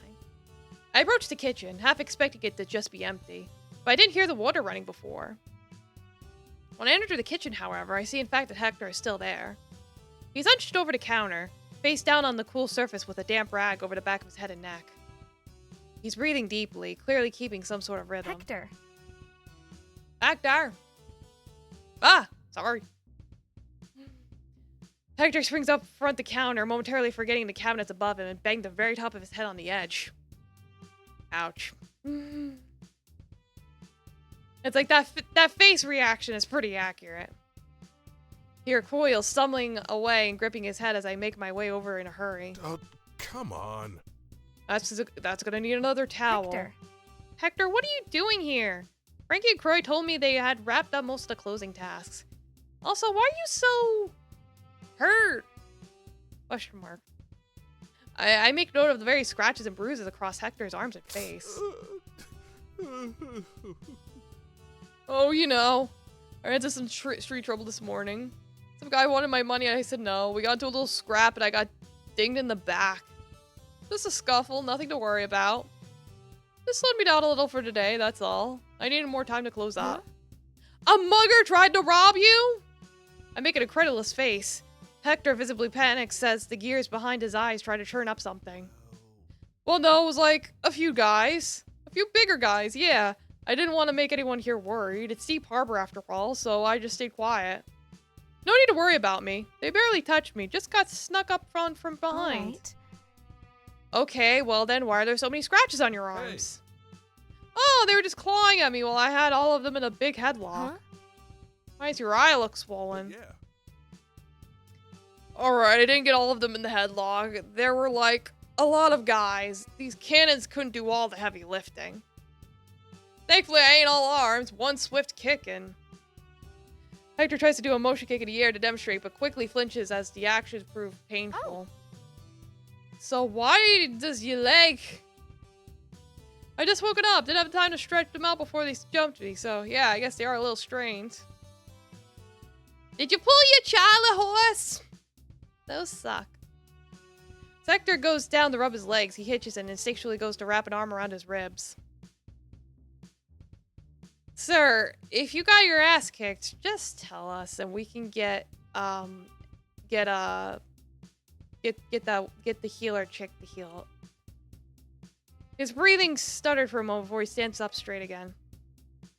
So why does unrelated card accident just run over after his mug, but like only a little. Look, Hector, it doesn't really matter how you got hurt. You should have come to me. I wouldn't have let you come in if you were feeling this bad. I just need the money, Edna. No way I was missing a day of work over a few little bumps. I could play horseshoes with how tall those lumps are on your head. That's not little. Well, the work still. Kara could have helped, or... Yeah, Kara. Kara's her name, right. Hey. There's so many characters to keep track of. I don't need babysitting. There's a pause after Hector's last line was said with a coarse edge to the words. We exchanged looks. Hector's hard but eventual softening, accented with a slickly labored sigh. I ain't no stranger to working hurt, Edna. I appreciate the concern, but only I get to decide if I'm too sore to come in. I'm done with the closing stuff. I'll leave you alone now. Hector steps past me and leaves, leaving the towel he had used on the counter with a heap.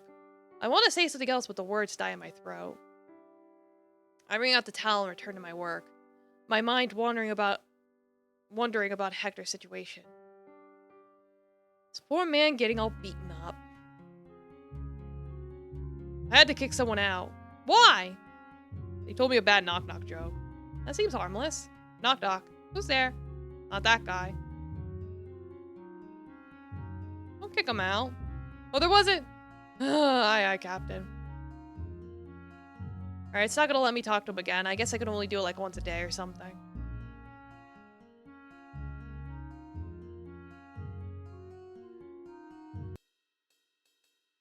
Junia and Dante are behind the bar. Dante's preparing garnishes while Junia is setting up ice trays. I'm walking around, making my rounds, making my way downtown, when Dante's knife slips on a lime and he cuts his thumb. Ooh. Damn. Stupid knife. Oh, yeah? Still dull. Gods. Yes, painfully. Uh-huh. Here, you can borrow one of mine. Just give it back when you're done. Junia pulls out an extremely fancy and absurdly sharp-looking knife from seemingly nowhere and hands it to Dante. Junia. That's an interesting-looking blade. Yeah. Thanks. I make sure to keep at least 5 on me at all times. She pulls out 4 more knives and spreads them across the bar top. Well. You weren't kidding. Nah. No. Hmm. I assume this is only part of your collection? Merely a drop in the pond. Well, that is lovely and very cool. May I ask why you have any of these at work? But see. I mean, what else am I gonna protect myself with? I A sword? Dude, you suppose. Maybe that works for a big lunk like you. I actually want people to be around me. Plus, it's much more difficult to parry with a sword than a good dagger. Yeah, right. Junia pulls out another dagger, seemingly from nowhere, and stabs it onto the counter. This one has a blade that's about 6 inches long, with deep serrations across its length, and a wide crossguard. So. You want a demonstration? They don't call these sword breakers for nothing. And now I have to refinish that section of the bar. So you have weapons on your person at all times? Feels counterproductive. Am I? Might I remind you, Edna, you have no idea I had any of these until this conversation. And you still have yet to notice any of the other ones I've stashed around the place. Excuse me? Other ones? Well, look. It's like, oh, I find all of them.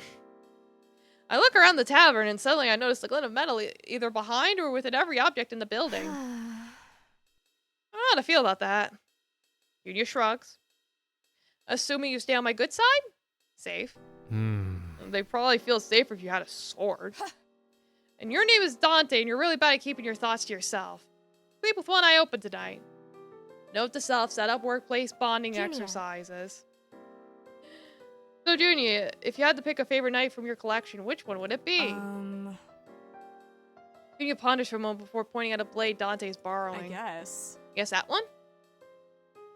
You mean it? While Junior's hand is pointing towards the flashy, serrated sword breaker knife, her eyes are drawn towards a simpler, more plain-looking blade. Mm-hmm. Are you sure that it's not that one? Junior sighs. Yeah. Okay, yeah, fine, it's that one. I'm a basic bitch. I get the feeling there's a story that goes with it. Yeah, maybe. So. Anyway, I should probably get the fresh cake set up. Junior. Oh, make sure you get a keg of dark flower stout on standby. I think this one's about the kick. Judy gives a thumbs up and leaves.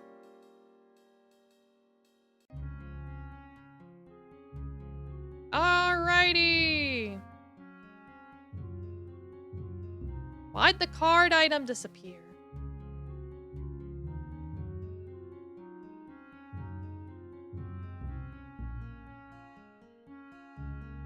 Whatever, star management.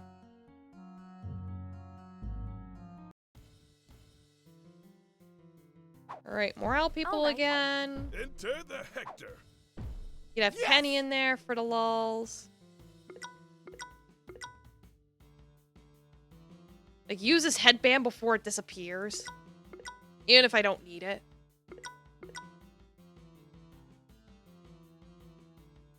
And, you can get in there, I'm I a guess. wizard. Maybe? I don't know. Like, I don't keep track of who I've used. It's just whoever.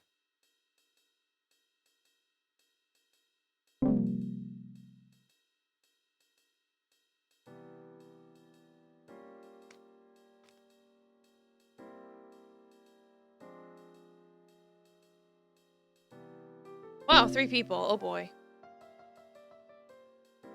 Right. Hey.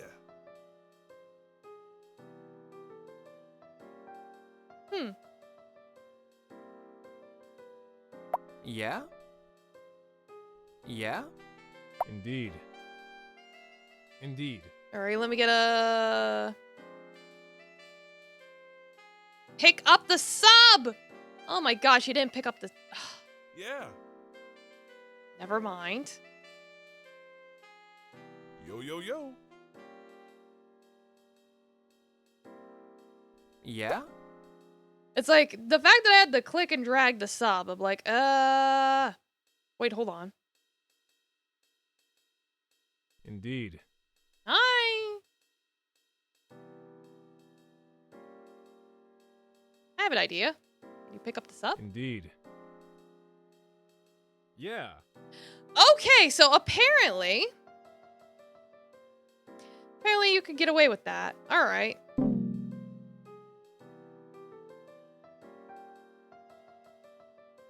Like, that is a thing you could apparently do.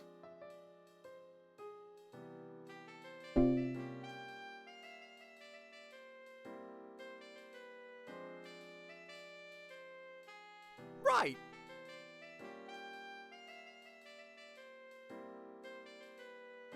You get a...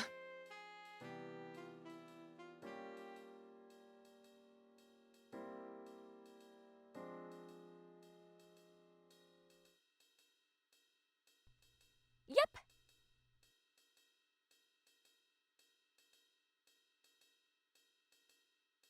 Yeah.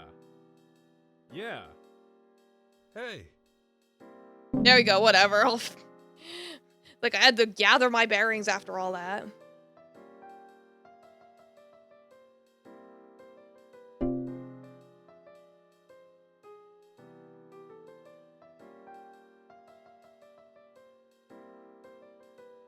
I see. Yep. It's like, cook, you Right. motherfuckers! Pick it up! Right. Right. Right. And then, unleash the beast! Indeed.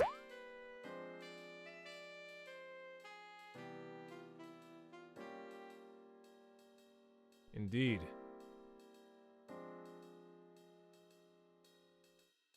Hey. Right. You can get your health back, you I deliver. suppose. It's not delivery, it's the struggle.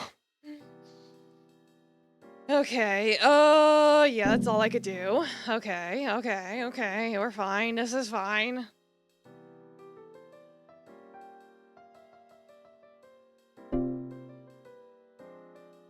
What happens if I run out of hearts? Do I get a game over? Do I die?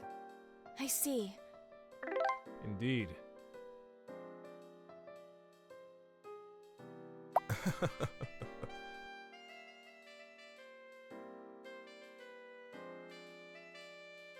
I suppose. Alright.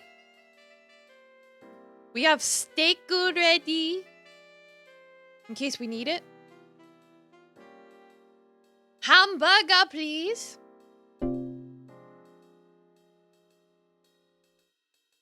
Brilliant. Yep.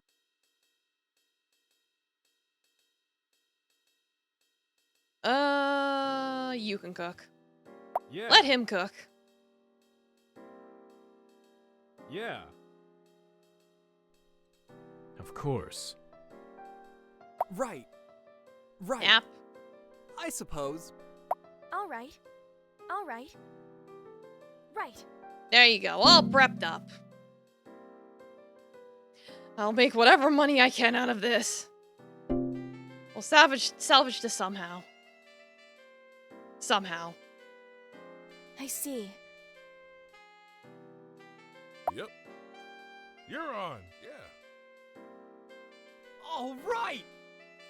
Indeed. Indeed. Where'd your pesto go? Indeed. Yeah. This man's pesto be magic. All He's right. it fucking disappears. Presto pesto indeed.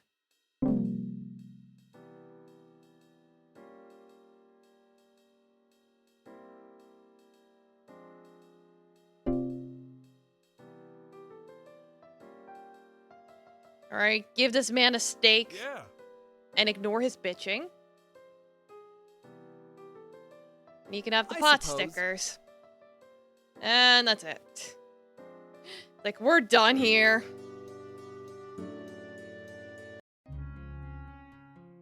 Alright, I am now going to take my bathroom break. So I will be right back. Eee.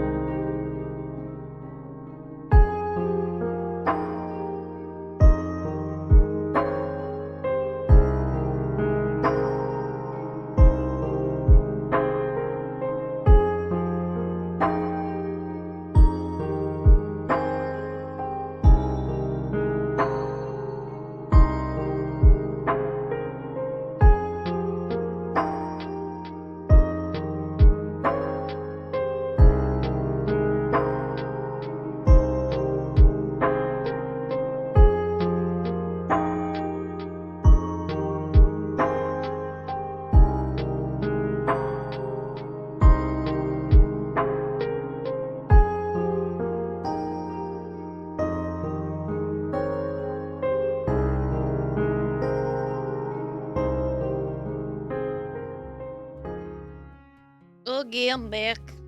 Okay. Wait. Make myself comfortable. And we resume.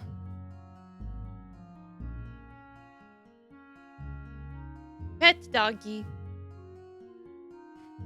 I don't know if petting the dog really does anything, but I'm just doing it anyway because I can. It's a button in the game. You can't stop me.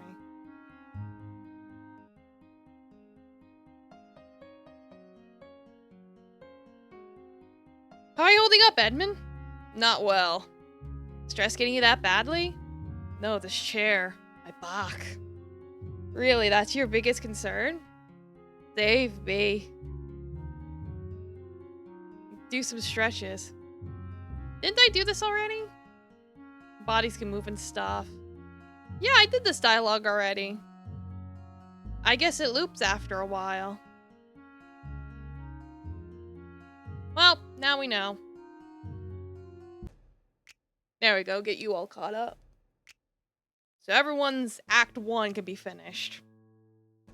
The tavern is in the process of closing for the night. The customers have all left, and I'm closing the registers. Junia and Dante are closing down the bar. Hector leaves the kitchen and approaches me. Hey, Edna, would it be alright if I leave a little early? I asked Frank already, and he said he'd be fine closing the kitchen without me. I see.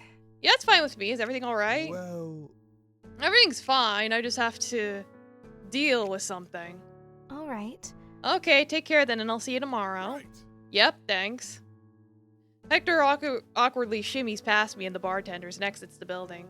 Junia leans over me. Something fishy's going on. Right. My thoughts exactly. Hmm. I'm gonna close my office early. I think I'm gonna follow him. Oh, any particular reason? I don't know, just call it a hunch. Not quite sure, call it a hunch. Leaving the tavern simply on a gut feeling? Not very responsible college tactician bard of you. Honestly, I'm impressed. I can close up the shop for you. I already liberated the keys to the cash boxes from your belt. You what? Don't think about it, just get going. I attempt to speak, but cannot find the words. I just decide to do what I'm told. Like at this point, don't worry about it. I exit the tavern and follow Hector at a distance. Hector makes his way behind the arena where Hector enters through a hidden door. I didn't even know that door was there. What's Hector involved in? What am I about to get myself involved in? I approach the secret door and enter. I find myself in a crowd of people. Some wearing costumes and either performing some form of training or practicing lines and mirrors. Others are about carrying objects and equipment. Hector's nowhere to be seen at first, until he emerges from the dressing room in a costume. Me? Trying to stealth? You're funny. Nope, didn't think so. I attempt to move over to Hector, but a crew member grabs me. Hey, what are you doing backstage? Hector knows this is occurring, his eyes going wide. I know Hector. I'm a friend of Hector's? Crew's face just contorts. Come on. Sledge, get over here! Hector sheepishly approaches. Nice mask, luchadore. Yes? Oh, you've got to be freaking Sledge, you're getting your kidding me. groupies backstage now? Come on, I expect that from Grave Beast or even Bronze Splina. Not from you. Sorry, it won't happen again. Move. It better not. You know the rules. You're out for tonight. I understand. Take care, Sledge. I'll see you next time. Crew drops me and points to the door.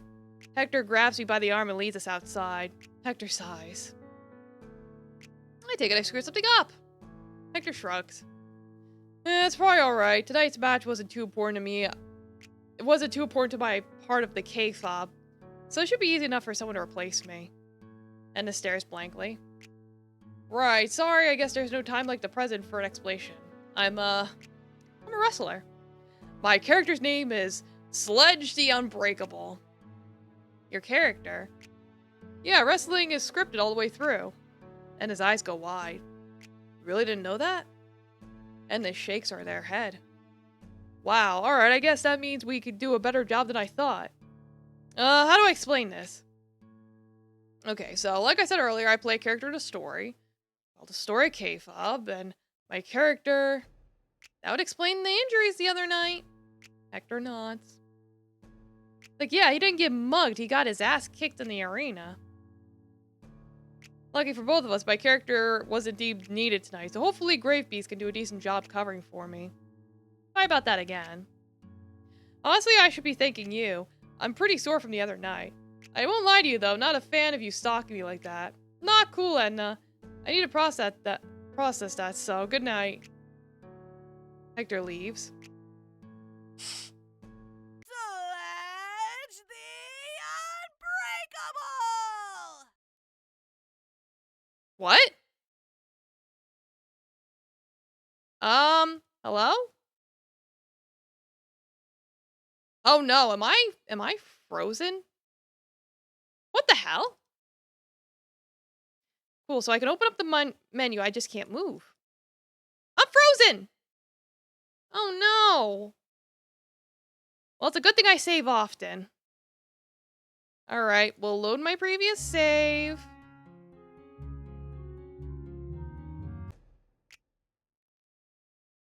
We'll try this again.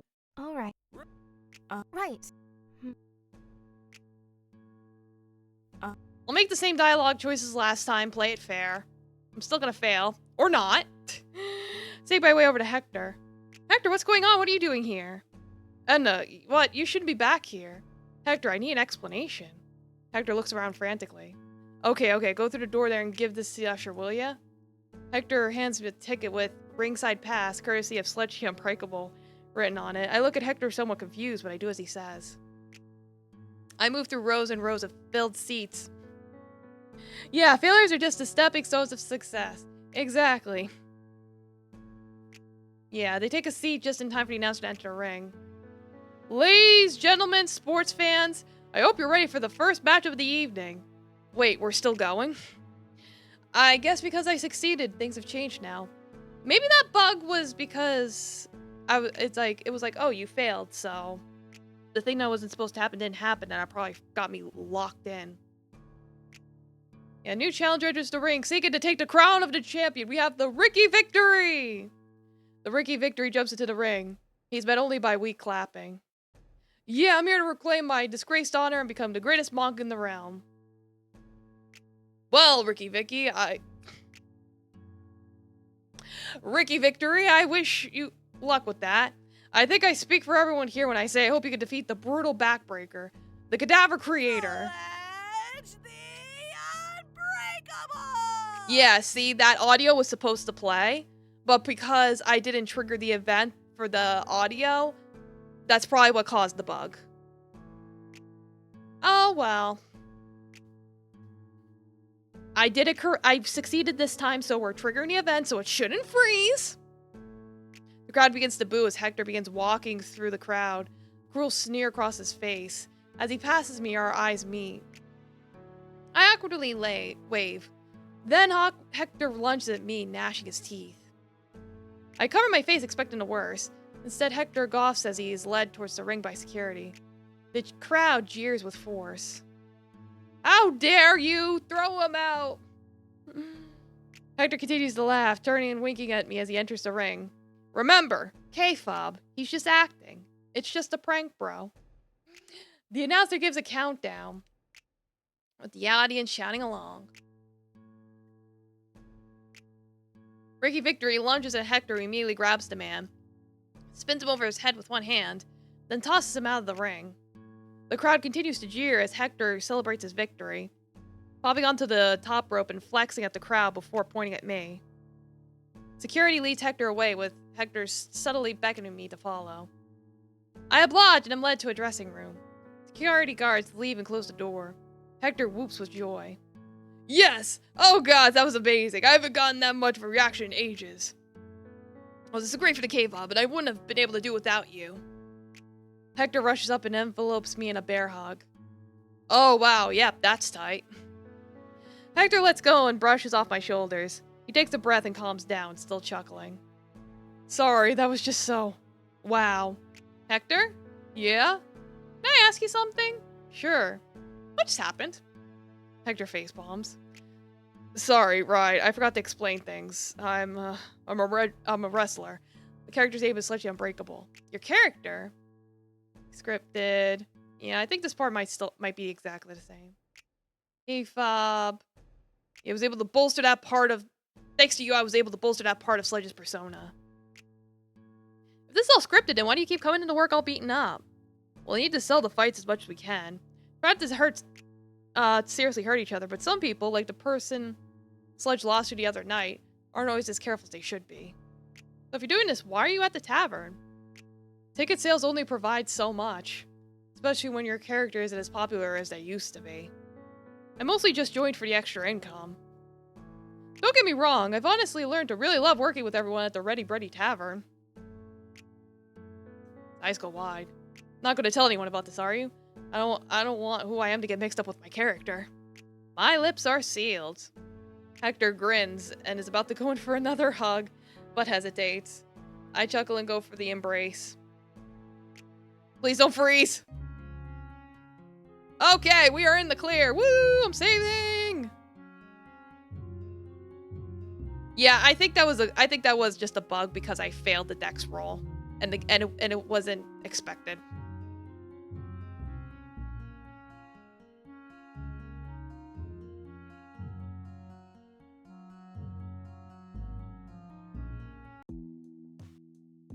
Alright, who can I talk to outside today? I have noticed this game does seem to be a little buggy, but like I said, it's stuff that could be fixed. It's fixable.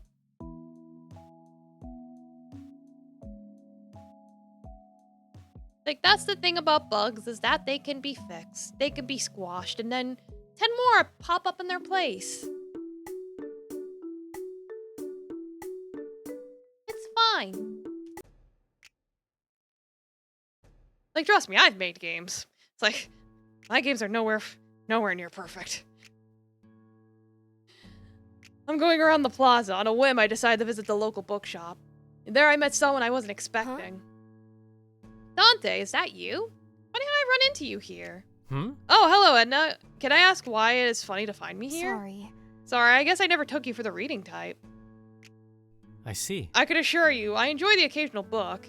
In fact, that's the reason why I'm here in the first place. I heard there was an interesting book that came into the bookkeeper's possession. The Illustrated Guide to Dragon Forge Defenses. Well... Apparently there were only a few copies of it available.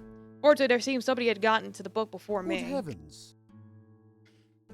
Those thieves just went in here and took it. I spent good money on that book. But, see... Yes, apparently thieves have gotten to the book before I did. I've been gathering clues to find them. Heh. I think I know who the thieves are and where they might be hiding. Just bring those thieves to justice and you can... Oh, Kitty, oh no. Are you okay, Kitty? He was like... Oh no, Kitty's coughing. Are you okay, Kitty? Kitty, go drink some water. Oh my goodness. Hold on, he's like seriously coughing. Drink some water.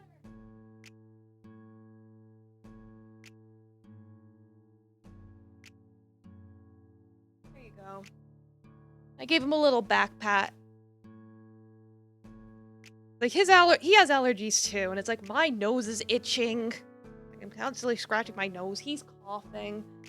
It's just one of those days. He's okay, though, I think. You okay, baby? Okay, he stopped coughing. He's okay.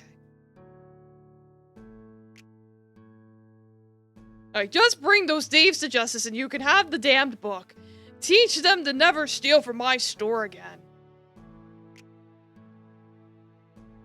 After a bit of searching, Dante and I finally tracked down the thieves to the docks. Surveying the area, I managed to spot the book carelessly thrown about in a crate filled to the brim with various knickknacks. As I suspected, the slippery seals. No two-bit criminal gang would be careless enough to steal something in the middle of the day. These no-good ne'er-do-wellers steal whatever thing they can to sell it to anyone who takes it. Damn. I don't know them know the true value of the book they just stole. Listen. Or the value of my snot. And I have a plan. I'll go take care of the thieves while you go and take the book. Sound good? I nod in response. Quickly, Dante jumps out to confront the thieves. The way he moved was so eye-catching that I almost forgot what I was supposed to do. But slowly I make my way to the crate and reach for the book. Skim the book. Okay, cool. Quickly skimming the book, I find a move that Dante could use. Dante, do exactly as I say, okay? Okay. With my guidance, Dante moved in ways he had never had before, making swift work of the thieves before him. Whoa! Dante, that was incredible! Yeah! Thanks to you and that attack, I'm surprised you managed to find one that was simple to execute, but perfect for the situation. Now that was amazing. After tying the thieves up with some rope, Dante and I head back to the tavern, our new bounty in hand. The book is filled with attacks I've never even heard about. Now I see why it's such a sought-after book. I can't wait to test these all out. I'm really glad we managed to get it back. Ooh. I'm glad you're enjoying your book, Dante. But hopefully next time we go pick up a book, we don't end up fighting a bunch of gang members just to get it. Who knew books could be so interactive and deadly?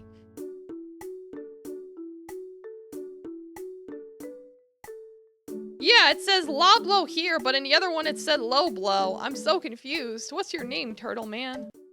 My. Oh, do it again, please. I agree. Yes, please, Sonny. It's a wonderful trick. You know at some point this just becomes degrading. Hey. What are you doing here, Cry? Oh. I was here to test out a new spell. I wanted to see if I could use my magic to instantly bake something. Yes. I couldn't believe my eyes when he did it. Well, it seems. I couldn't either. Though neither of ours are that good anymore. I see. That's quite the trick. Say, think you could do that at the tavern? Absolutely. Sure, I just hope people there don't ask me to do it 7 times in a row. Oh, well. We'll charge them if they do.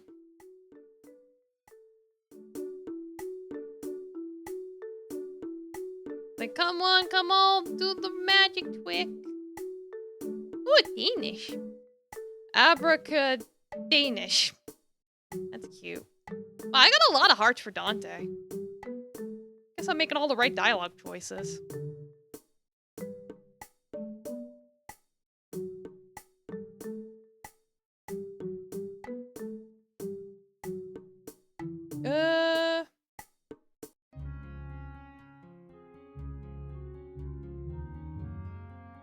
Yeah, Kara's not here, so her next event's probably in town.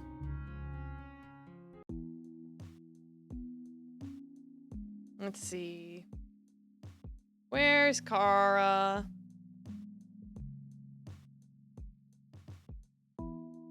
Kara! Like, I'd prefer to go in order for this stuff. There you are. Kara! Whoa. Wow, they still have the old milk bottle Right. stand. With the same, now a very much older guy running it. Yeah. I think that's the same guy who ran it in our childhood. Maybe just really loves watching milk bottles fall. We then turn the walk off and enter deeper into the town plaza. The area had been converted into a minor fairground, an event that celebrates the changing of the season. The first sign that the holidays are coming. Also the first good reason to close the tavern early and to have fun with Edmund.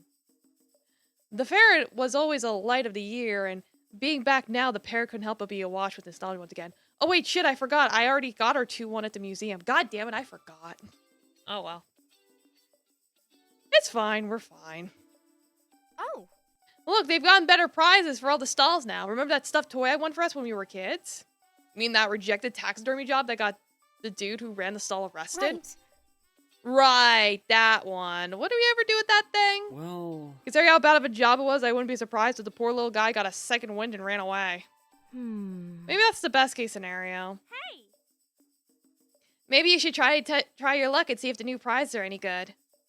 We turned around and spot Naomi and Kara together at the other end of the plaza. Hey, what are you guys doing here? What? It's not like we're supposed to be working today, right? Yeah. I made sure of that. Naomi and I have decided to try and reconnect as siblings in the spirit of this community event. Also, Kara promised me all the sugary sticks I wanted if I came with her without arguing. Like, yes. Give the sugar. That is also true. Ooh. Oh, that's kind of why we're here too.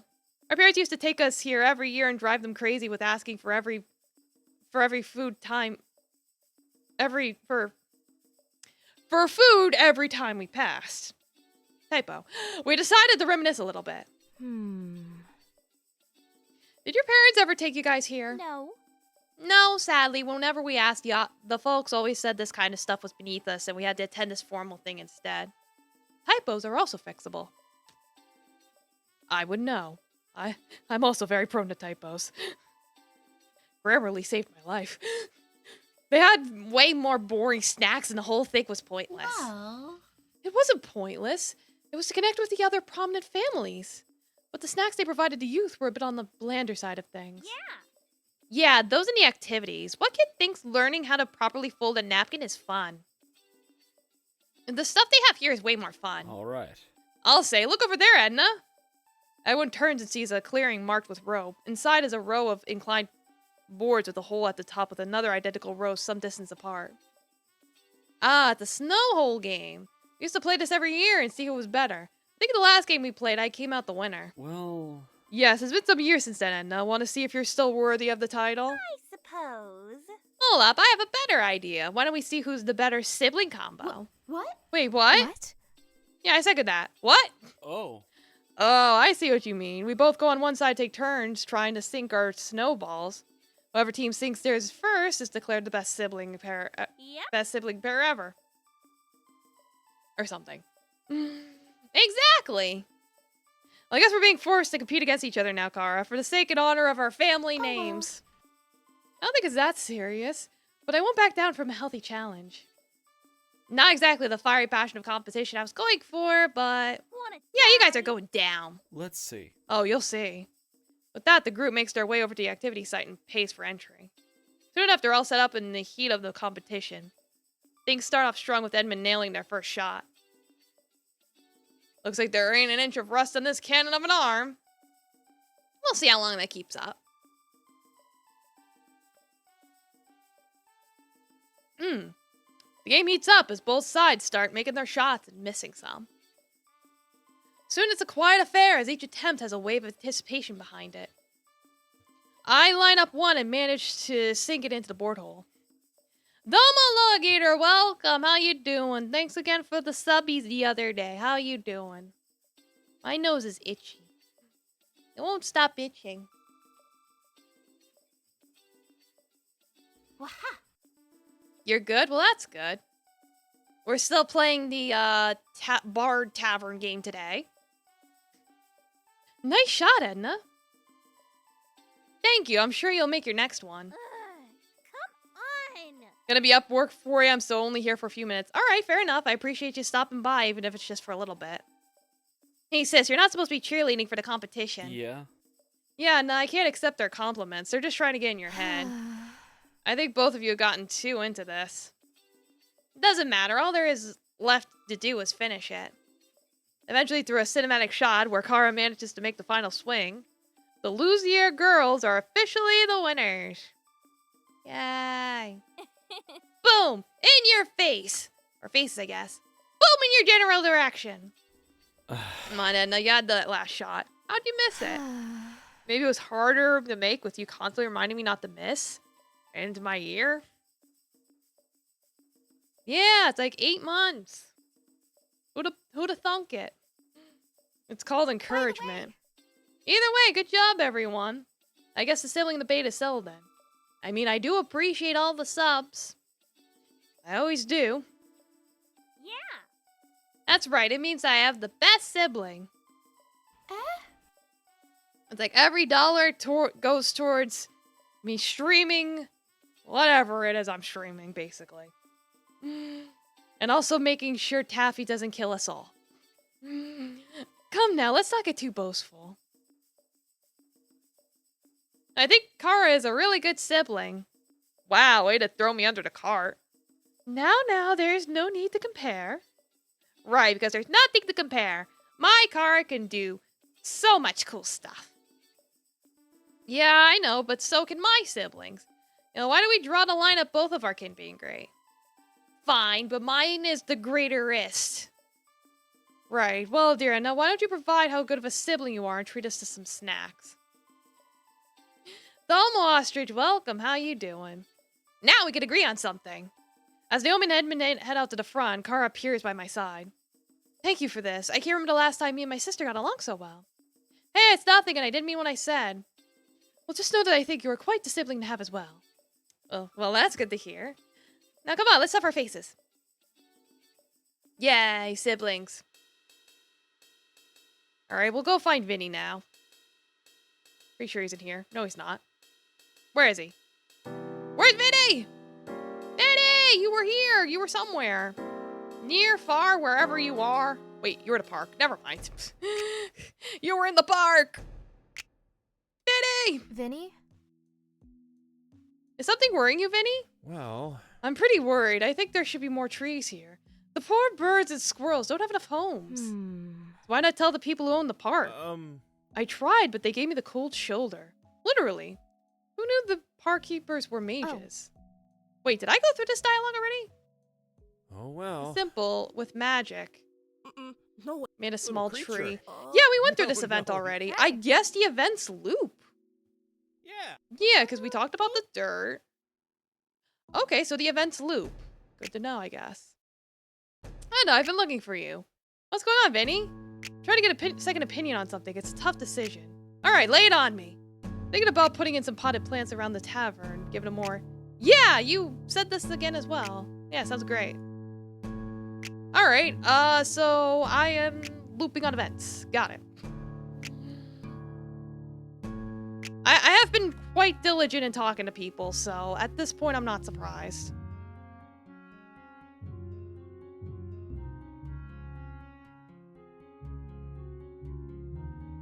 Hello? Where are we going? Oh. Oh, sorry. She moves the top box that covers my Right. face.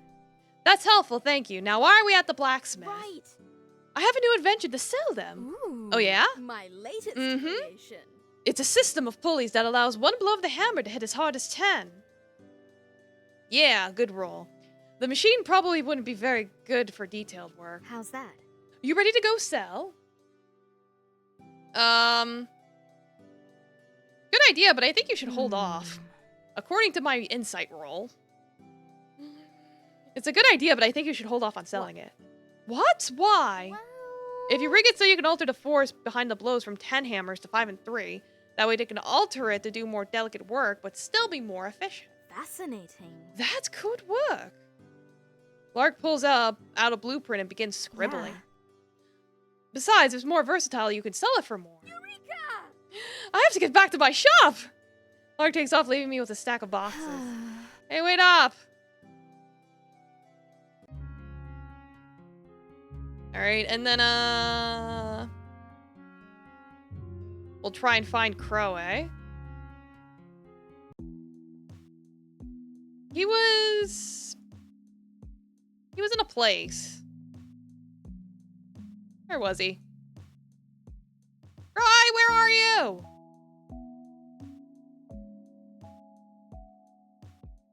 There he is.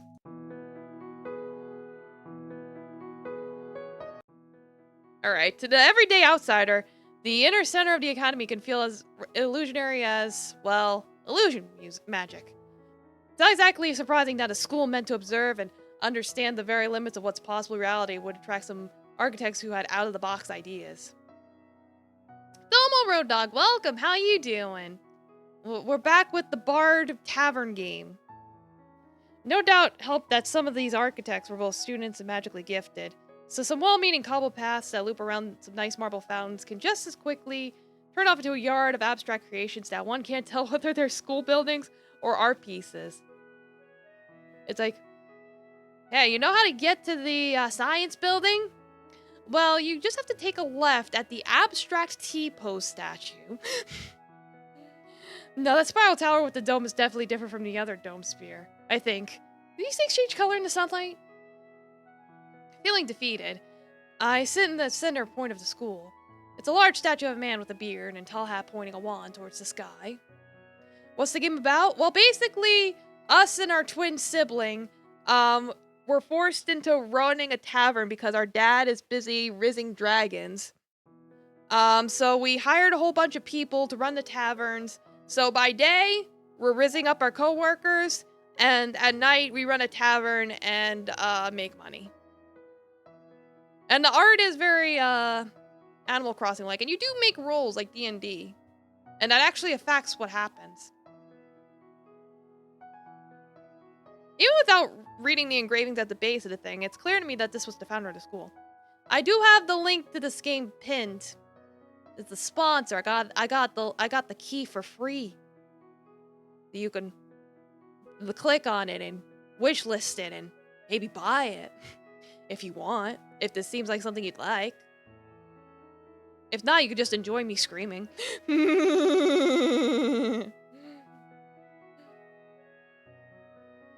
But even with being a citizen of Deep Harbor for so long before, I could never remember the school founder's name. I certainly lost some test points on the subject of In Class on the Line. But reconciling that was the least of my worries. Croy can't stay in the same place all day. Some of his classes have to be in other places. I just hope he doesn't need these notes before I find him. I once again ran my hands over the object that had brought me to the academy. Or collection of objects, more accurately. A very well-worn binder full of notes that was left on a kitchen counter last night. Edmund was in charge of opening today. As it was my day off, however, Edmund found that Croy left behind one of his school binders. So I took it upon myself to return it to him. And now nothing was feeling rather quick. If I'm gonna wait here, I'm sure Croy wouldn't mind if I read some of these notes. I'll probably be lucky if I understand the titles, let alone the actual meat of the text. With great care, I undo the bindings of the bundle and slip out just the top stack of papers. A clasp and strong hold the smaller bundle together and is easily unwound. Try and understand it. Damn, I failed. It's like, I guess I needed higher than a 10. Then again, these are academic notes, so it's probably more like a 12 I needed to get. Oh well. Yeah, I think I have no idea what I'm looking at. Has it really been that long since Wintervale? Man, I guess in one year out the other. The one class I had on it was more history than actual magical study. I continued to pour through the papers. I get some of the glyphs and rituals. It's at least interesting to read Croy's personal notes. At least that's in English. Excuse me. Edna, what are you doing here? My head shoots up, revealing a fast approaching Croy from across the center circle. Hey. Croy, I'm glad you found me. In the morning, Edmund found a bundle of your notes left at the tavern. I came here in the morning to try and get them to you as soon as possible. However, I see. when you started walking around the layout of the place made no sense, so you decided to just sit here where everyone crossed in hopes of catching who you were trying to find. Even studying mind-reading magic? Absolutely not. No, just pulling on experience.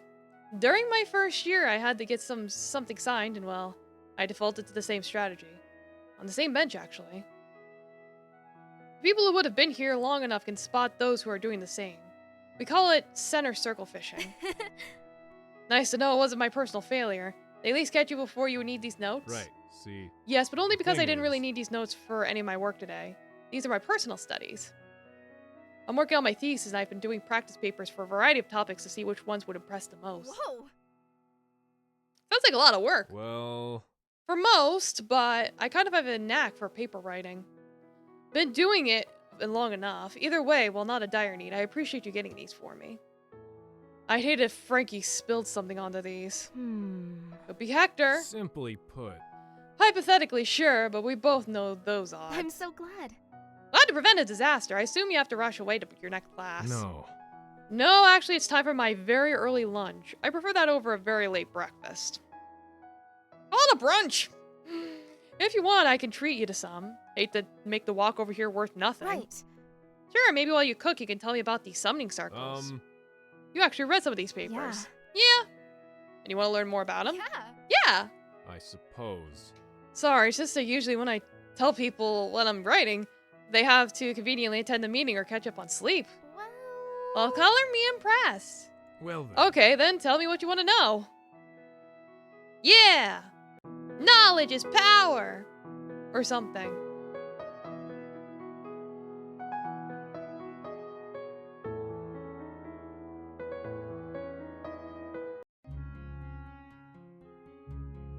see. Let me save just in case. Oh, glasses! I'm cleaning up around my office to kill some time when a very flustered Vinny approaches me. Hey. Edna? Vinny? What's going on, Vinny? Well, We have a bit of a situation.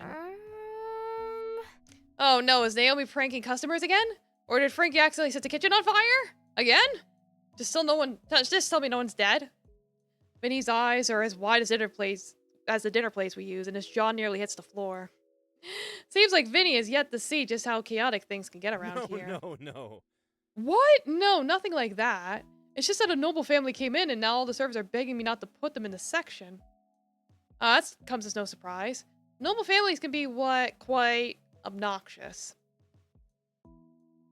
Well, we can't just turn them away. Their very presence could do the tavern a lot of good. We'll need to delegate accordingly. Right. Well, who has open space in their section? Glasses. Yep. There you go. Problem solved. Inform the others of the decision. Vinny returns to the host stand and tells the servers, all of whom except Glasses are there, that he decided who will wait the noble family. It's like Washington and Karen. He leads the nobles to their table, and they thank him for the timely service. Glasses is at another table. When she turns and her eyes land on the family, she stops in place and her eyes widen. She excuses herself from the table and rushes to me. Sorry. Hey, can someone else cover that table? Hmm? Are you worried because they're nobles? Glasses, you have no reason to worry. You're one of our best servers. I appreciate that, but I seriously think that someone else would do a better job serving them. But see... I just feel a little unwell, and I wouldn't want to do something to ruin the tavern's reputation. I believe in you! Come on, Daijo Boo! Glasses, you can handle the table. I believe in you. Glasses swallows hard, and a drop of sweat falls down from the side of her forehead. I suppose. Thanks, Edna. I give her a pat on the back. Yeah. You got this. Glasses gives me a nervous smile and removes her glasses. Why are you taking off your glasses? You're cuter with your glasses. It's literally in your name. With some difficulty, she navigates to the noble's table. Hi, my name is Oz, and I'll be your server today. Oh no! I lost a heart with her? Oh no! I guess she really didn't want to do that job. Oh, darn. You know what? I will live with the consequences of my actions.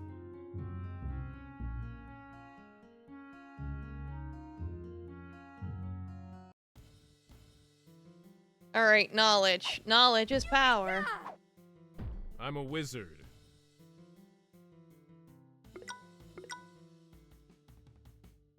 Knowledge is power.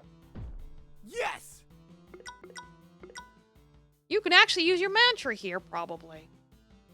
Who else? Come on! Sure, that'll work. Whatever. This is fine.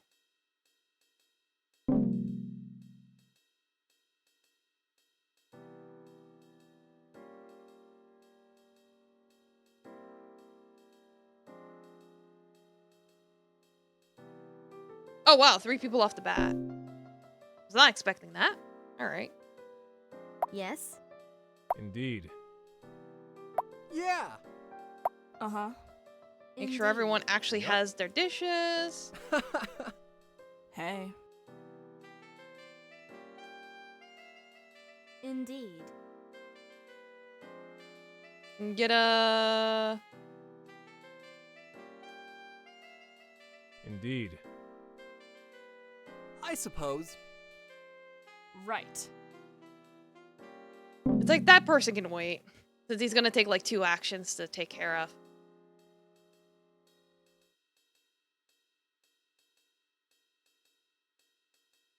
In fact, I could just talk to this person and I'll be Indeed. done. There you go.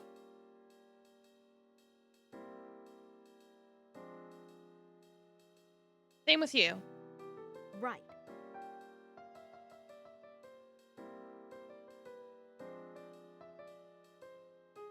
All right! Deliver! All right! It's not delivery. It's the struggle. Anyway. You're fine.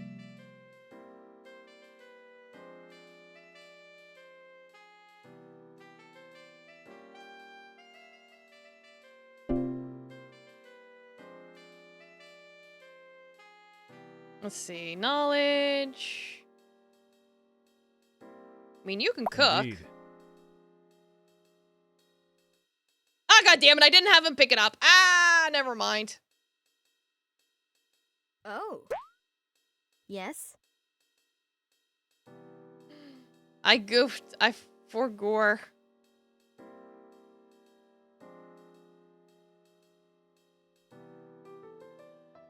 You're having soup. Right. Yep. Like, I gotta make sure suppose. they pick up the dish. Ah.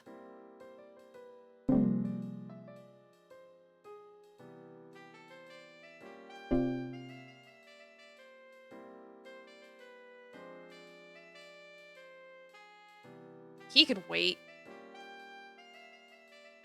Yeah. Yup. Right. Of course. Right. There we go. Alright, everyone's Daijobu. Then again, I don't think I need to even... He'll be fine. It's like, I don't think I've even ran into anyone with 6 health, have I? I might have, and I just forgot. I don't know. Yeah?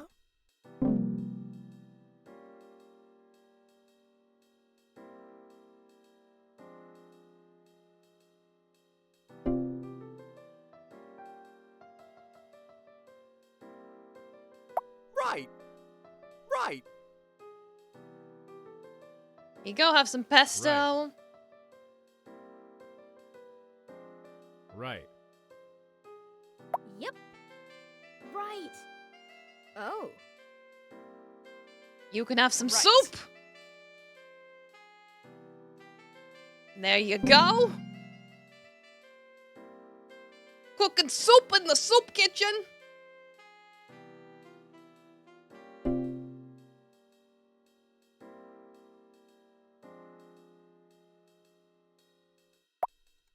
Of course. Indeed.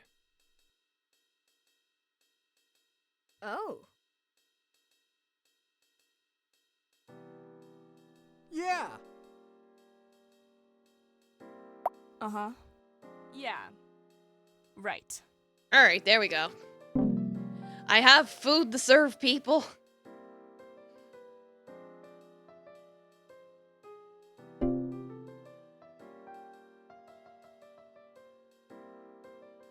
Yeah.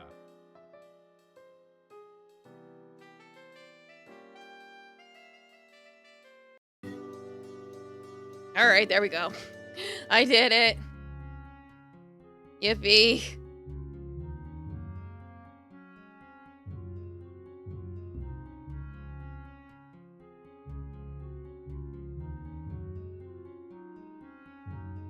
Alright, let me get a...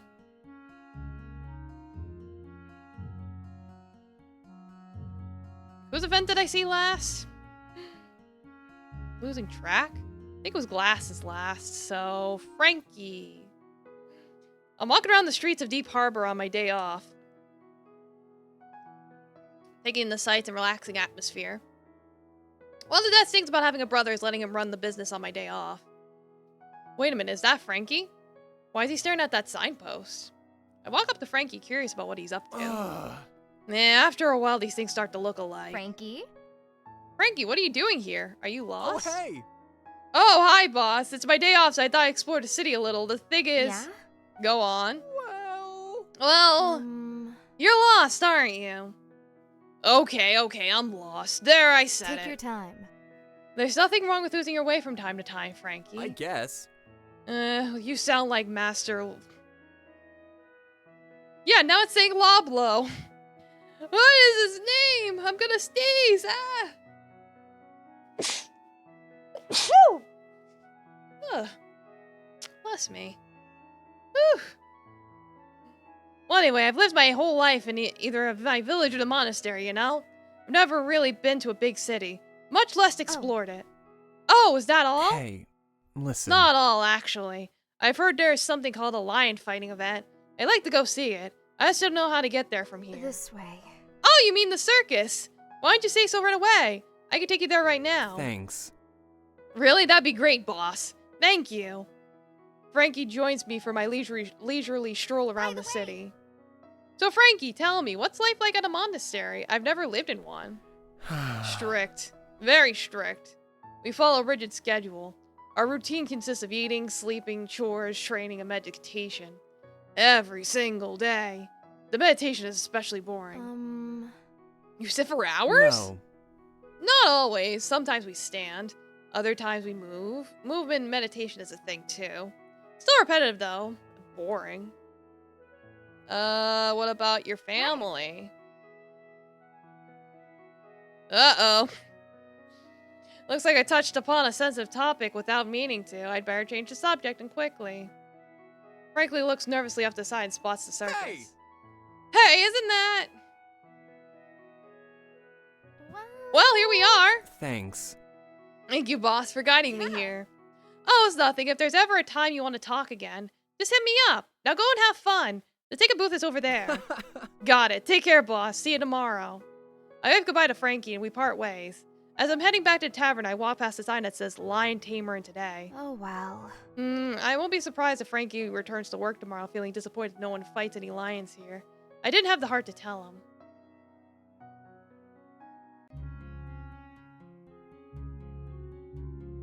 Alright, next.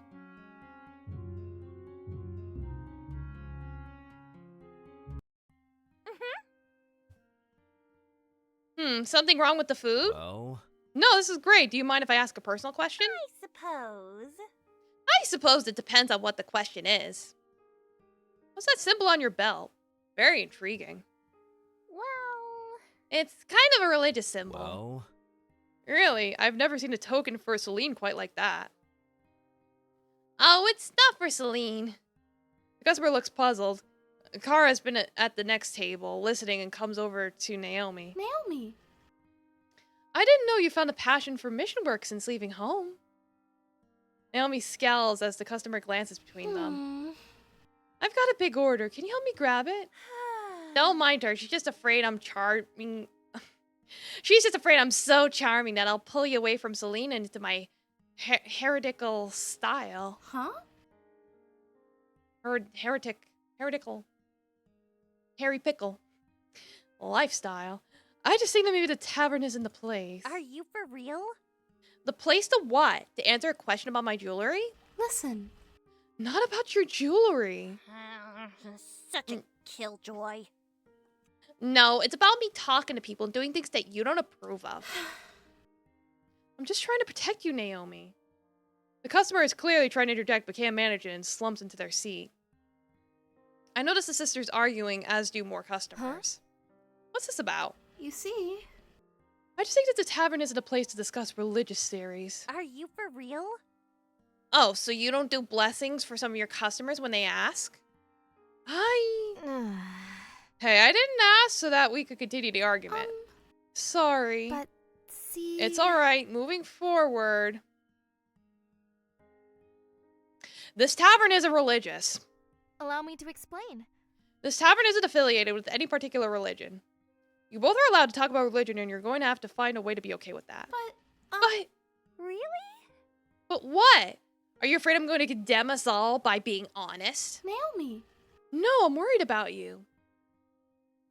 Not cosmically necessarily, but I know as well as you that there are some zealots out there and that they can be dangerous. Well. It's like you might get stoned. Just because I'm frustrated with you doesn't mean I'm trying to hurt you. I love that you guys are working out your issues. They both glare at me. Now listen. We're still a tavern and the food is getting cold. Truce? Yes. Truce. They shake hands. By the way. In the case of any religious zealotry on either side, we'll be sure to put up a strongly worded sign. Naomi rolls her eyes and Kara shakes her head as they both walk back to the kitchen. Well... That was a joke. We would obviously do more than that. Just the prank bros. The Owen. Owen's not here. I will go outside to retrieve him. Owen, daijoubu, doko desu ka?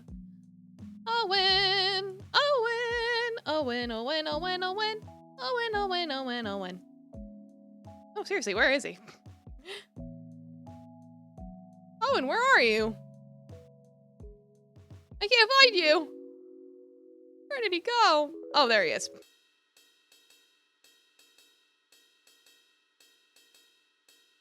You have glasses up too as well. Oh, wait, this is her event as well. God damn it. What have I done? Glasses and I are hanging out at the plaza. A guard is walking past when they take a hard look at Glasses and stop. Excuse me? Do I know you? Who, me? No. Not you. Her. I don't think so. You look real familiar. Do you go to Ready Bready Tavern? I work there. No. Then I don't know. Well. Where were you last night? Wow. I was. Excuse me? Why are you asking? What do you want? No law against asking questions. So when I saw someone skulking down by the docks last night, it looked awful lot like your friend. What's your problem? You can't just get to accuse people of crimes because you have a hunch they may kind of look like someone. Of course not. Who's accusing? I didn't accuse anyone of anything. Don't be absurd. Yet this is ridiculous. This woman is one of the most kind-hearted and sweetest people I know. If she's involved in a crime, I'll eat my scarf. Alright, get the fork and knife ready then. Glasses blushes. Now listen. And I know for a fact she wasn't at the docks last night because she was with me. Oh, I'm sorry. I must have made a mistake then. No. Don't apologize to me. Apologize to her. Well. I'm sorry, ma'am. I mixed you up with someone else. The guard walks off. See. But I wasn't with you last night? Right. He's clearly made a mistake, so I just told him what he needed to hear to let it go. Oh. Oh, okay. Yes, boss. Thank you, Edna. Bailing out our friends. Yay! Give them alibis. In the plaza, I spot a group of clowns off in the distance, performing for a crowd of children. They don't seem to be enjoying the performance very much.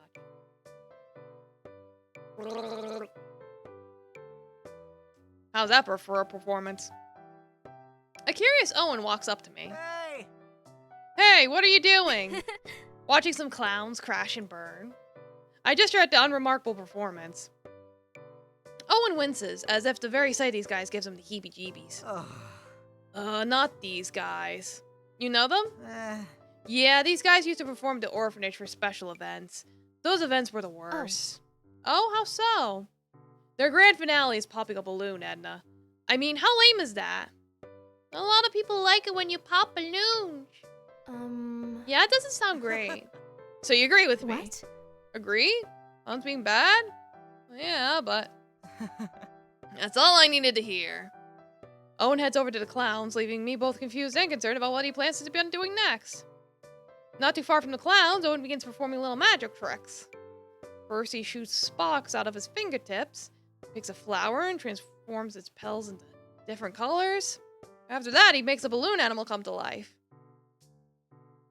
The bored kids begin to notice the display and move from the clowns to Owen. And for my next trick... Hey!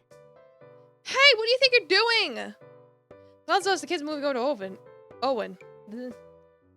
They rush up to us and, oh man, they don't look happy. No. Uh-oh, that doesn't sound good.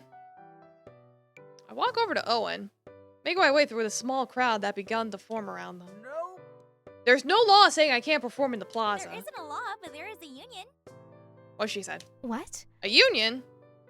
The crowd starts to close in on us. That's when I take notice of their red nose and colorful wigs. They're the clown posse. Yeah, the clown union. If you're gonna be doing tricks and performing for merriment, you gotta register with the union and pay your dues. Listen, I'm not about to join the clown posse. I mean union. Besides, I don't know if you guys were exactly creating joy back there. Owen seemed pretty bored to me. The clowns behind Owen grit their teeth. One of them even rolls up their sleeve. Owen! What? It's the truth. They've been doing the same stale routine since I was a kid. There's nothing entertaining about I them. cannot believe my eyes. You want to say that again, punk? Sure thing, I said. Owen turns around and finds himself facing down a flock of angry clowns. Oh, there's a lot of you. We have trouble. Oh, and I think it's time to go. I grab Owen's head and we sprint for our lives. Run! Holy crap, I actually succeeded. Our fear of the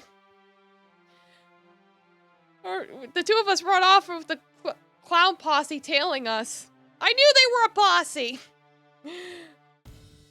We managed to get some distance between them and duck into a small alley. I could hear the clowns yelling at each other, wondering where those punks are. I look at Owen, whose body is pressed up against mine. If he were to turn around, my cheeks flush at the thought. Owen, seemingly having the same idea, tries to create some space between us. Eventually, the clown's voices grow distant. It seems we're safe, for now. Well, that was something.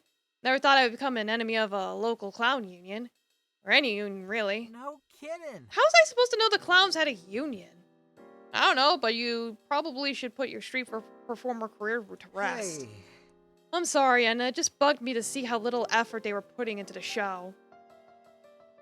That's just a reminder of every birthday and holiday I ever had. Just the world's lamest clowns, not even trying to put a smile on my face. Then we're supposed to be grateful because we're orphans. I'm so sorry. Sorry? It's not your fault that the orphanage couldn't be bothered to get proper entertainer. I know, but still. I appreciate it, Edna. Hmm? You think the coast is clear? Sound of menacing honks passes by the alley. I think we're gonna be here for a while. I could do some tricks to pass the time. I give him a withering gaze. These magic tricks better be worth the trouble and not set us on fire. Alright, well that happened. Yeah, so now Abigail and Hector.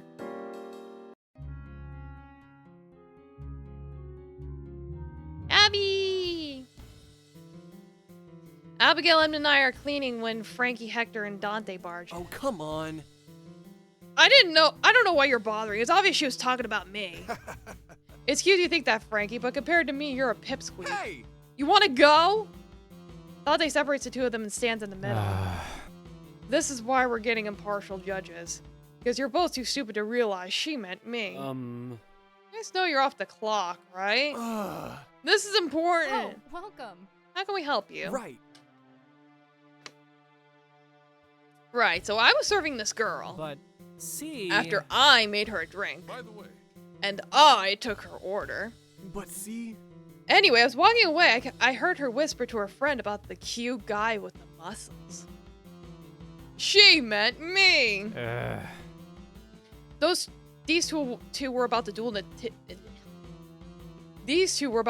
kitchen, so I thought I'd get some backup. Frickin' unbelievable. You were gonna fight too. Well. I could take both of you easy. Wouldn't have been fair. Ugh. All of you, shut up. I guess. All right, how are we settling this? Arm wrestling? Bicep measurement? Lifting contest? No. Titty twister? We're not entertaining this. It's not even really a debate. Frankie, Dante, and Hector swarm Abigail, talking over each other. Don't be absurd. Guys, can you let her breathe? Guys take a step back and wait with bated breath. If you come to the tavern and ask for the guy with the muscles, it's Hector. Hector beams and pumps his fist as the other guys groan. Forgive me. No disrespect, Abigail, but what do you know about training anyway? Yeah. Yeah, just because you think Hector's cute doesn't mean you could just let him win. Abigail is clearly frustrated. Yeah, no, Hector does have the biggest tits. I mean muscles. Unacceptable. Not cool, dude. No disrespect to Hector, but he's not my type. She catches a glance from me and blushes. Hector just gives a thumbs up. And for the record, Frankie, you would come in dead last out of the three of you. Yeah. Dante's right. What do you even know about training? Abigail looks like she might strangle him. I know that Hector trains vanity muscles, the kind that the sort of person who doesn't train notices, and Dante strength trains, so he's strong, and if you're paying attention, you'll notice his muscles. But you, Frankie, spend most of your training doing balance and movement work, which is important for your fighting. When it comes to building physical muscle, not so much.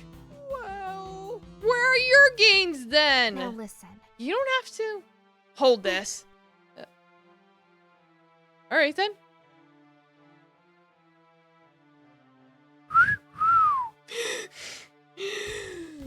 Damn, girl! She packing some heat under that armor. My goodness. Abigail takes off some of her armor and hands it to me. She's built. My. Yeah, even Hector's like, whew. You hide all that behind armor? I prefer not being stabbed. Wait! Yeah, it's like, hear me out. What's your training regiment? Huh? What kind of brand of protein shake do you use? Because I need some, like, right now. Hey. You want to hit the arena with us tomorrow? As the guys continue to pepper her with questions, I make eye contact with her briefly, still holding her armor. I look away, blushing. Like, woo-wee! Alright, and then Hector. The tavern is packed with wrestling fans, decked out in merch, chattering excitedly about the event. Uncharacteristically quiet, Hector grabs a plate of food and slides it into an empty booth that hasn't been cleared yet. As he eats, he begins overhearing a father with an overexcited child in the booth behind him. You should have seen it, Dad. Backbreaker Brian versus Henry Stallion Spirit. Tony, I watched the match with you. you're right. Then you know it, when Henry hit that no-good Brian with a chair, after Brian threw him off the chair was epic. Do you hate Brian more than Sledge? Sledge was the worst. Sledge was the worst. Do you remember that match where the ref looked away and Sledge pulled out a kettlebell and smashed Roaring Ripley in the teeth? Or when he tangled Courageous? As the kid lists Sledge's transgressions, Hector pushes his plate away and glowers. Hours? Words? I've been watching and come over to the table. Hey guys, having a good night? Right. Yeah, everything's great, thanks. Did I hear you guys talking about Sledge? He's my favorite. No way. Sledge is your favorite? He's a monster. It's like, well, he's trying to do K-fob, right? He's trying to be the villain, so he's the best villain. Yeah, but he's so powerful. He's a villain. Okay. But yeah. Sure, but he's the best villain. Then? The best villain? There isn't a villain. What's the point of guys like Henry? The kid considers, and Hector perks up a little. It'd be really boring to watch a bunch of good guys wrestle. Besides, Sledge is so strong that if he was a hero, there wouldn't be much of a show anymore. You're right. You're right. Sledge is really powerful. If he came back down the cart, he'd give Henry a real fight, not like Bryant. I nod and walk over to take a seat across from Hector, who's smiling as Tony rambles on about Sledge's exploits to his dad. Thank you. Thanks for that. Sometimes I wonder if I go too far for kids. No. No way, they love watching you. Can't have a great story without a great villain. Yeah, exactly. Everyone's got their roles. You play what you're comfortable with. Me, I don't have a mean bone in my body. I can't be evil. I know, disappointing. Alright, let's see where Junior ran off to.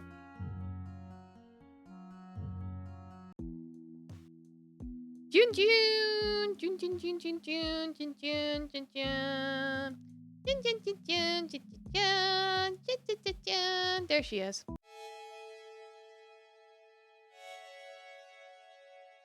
Yeah. Wow, looks how hard all the bees are working. I bet they're making so much honey. By the way, Actually, a bee will only make a 12th teaspoon their entire life. That makes me sad. yeah. Yeah, like you'll spill that amount when adding it to your tea. A drop and poof! That bee's life work was for naught. I suppose. I still appreciate their hard work, however small. Yeah. Yeah, it's inspiring. I guess. If you find nihilism inspiring, I guess. Nothing matters. So do whatever you want. We're all just bees in the eyes of the universe. Stay busy, little bee, no matter how hard Right. it is. That's some great advice, actually. A little macabre in context, but sure, I guess. So, cool, we got honey.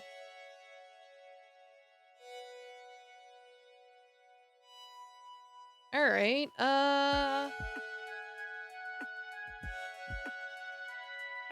Maybe Dante now? I'm on my way to the plaza to buy a gift for Edmund when I come across a familiar face. There was Dante, pulling a cart full of goodies and blankets. He notices me and waves me over.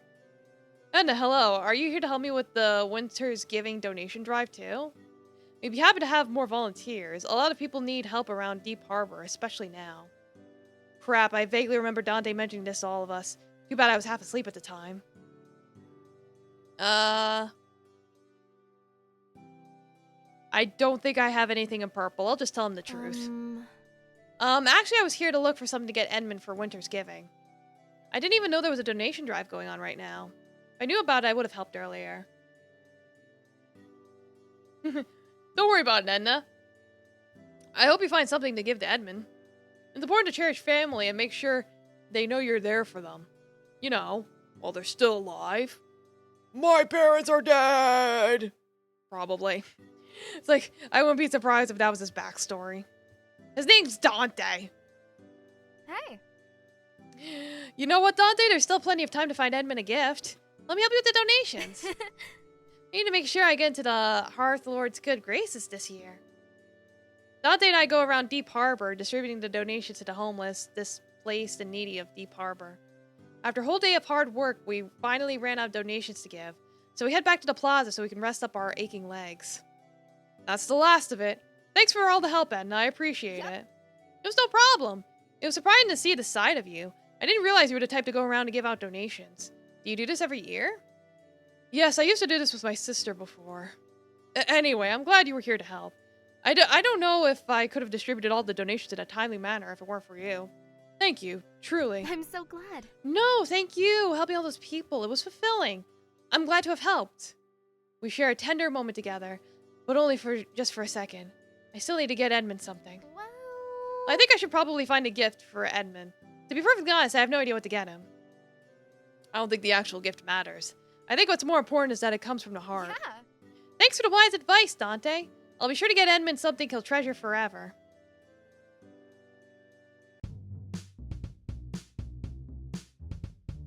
3, 6. Yeah, I think I maxed out Dante.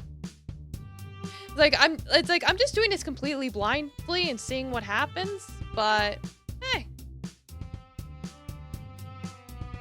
If I wind up with Dante because I made all the right dialogue choices, I end up with him because I made all the right dialogue choices. That just be how it do.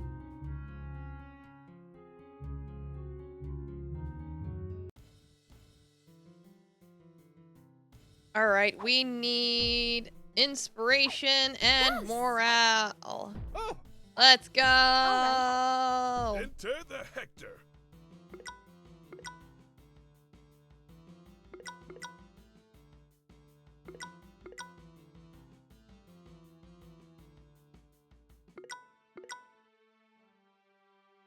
Alright. Has fun ever appeared as like a customer thing? I think that's like the only one that's never appeared. Though, of course, I know it's random. Yeah, that should be good. Okay.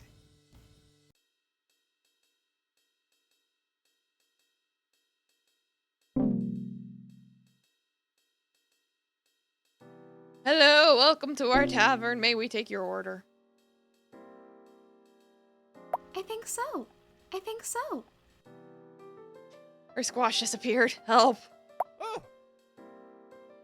Yeah. If you say so. Yep. Yo, yo, yo. Hey. Yep. Yep. Like, just doing prep for I next turn. suppose. There we go. That guy can wait.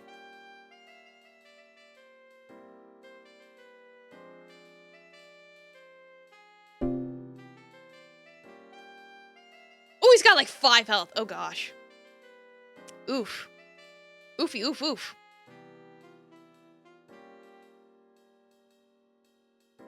I agree. Waha!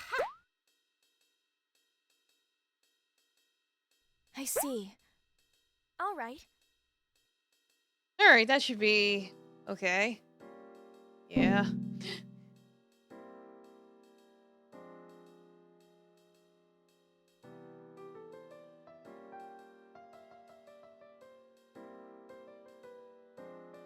It's like, don't worry, this is fine. Only got 3 customers coming now. This guy's about to go away. I think so. Goodbye.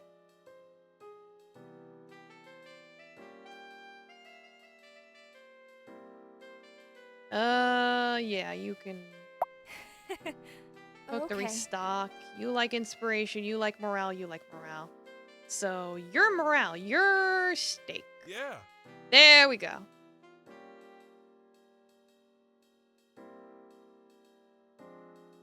Okay, and then you can deliver your thing, your little eggplant. And yeah, that should be good, right? We're good? We're Daijo Boo? I think we're Daijo Boo.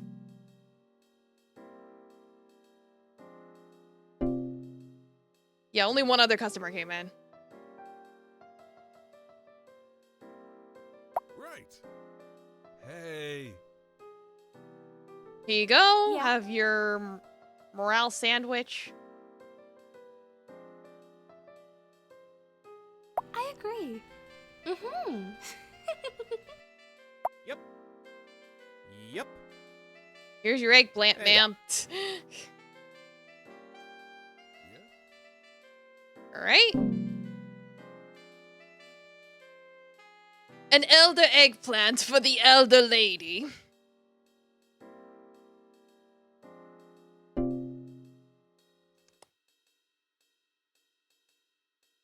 Your morale, your morale. All right. Right. Deliver. Deliver. DiGiorno. Right. Finish Done. her off. Back to your chair. There we go.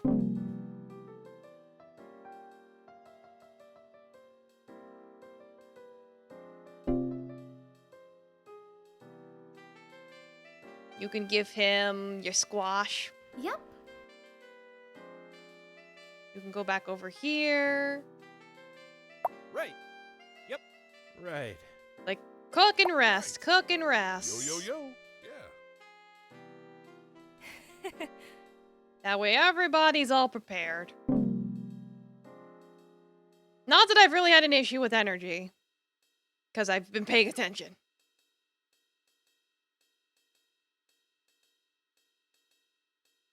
Like, I don't need anyone passing out here. Oh god, they're all inspiration. Fuck.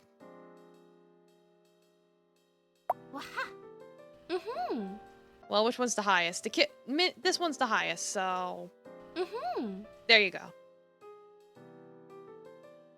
Yeah. All right. If you say so. Yeah. And then... You can have that. And a sandwich. You can have Right. 2 foods. Because this is the last wave and I don't care anymore.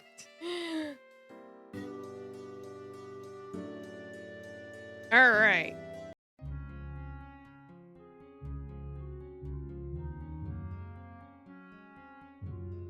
Let me see. Oh, let me see if I can find Junia again. Yeah, she's still not around here.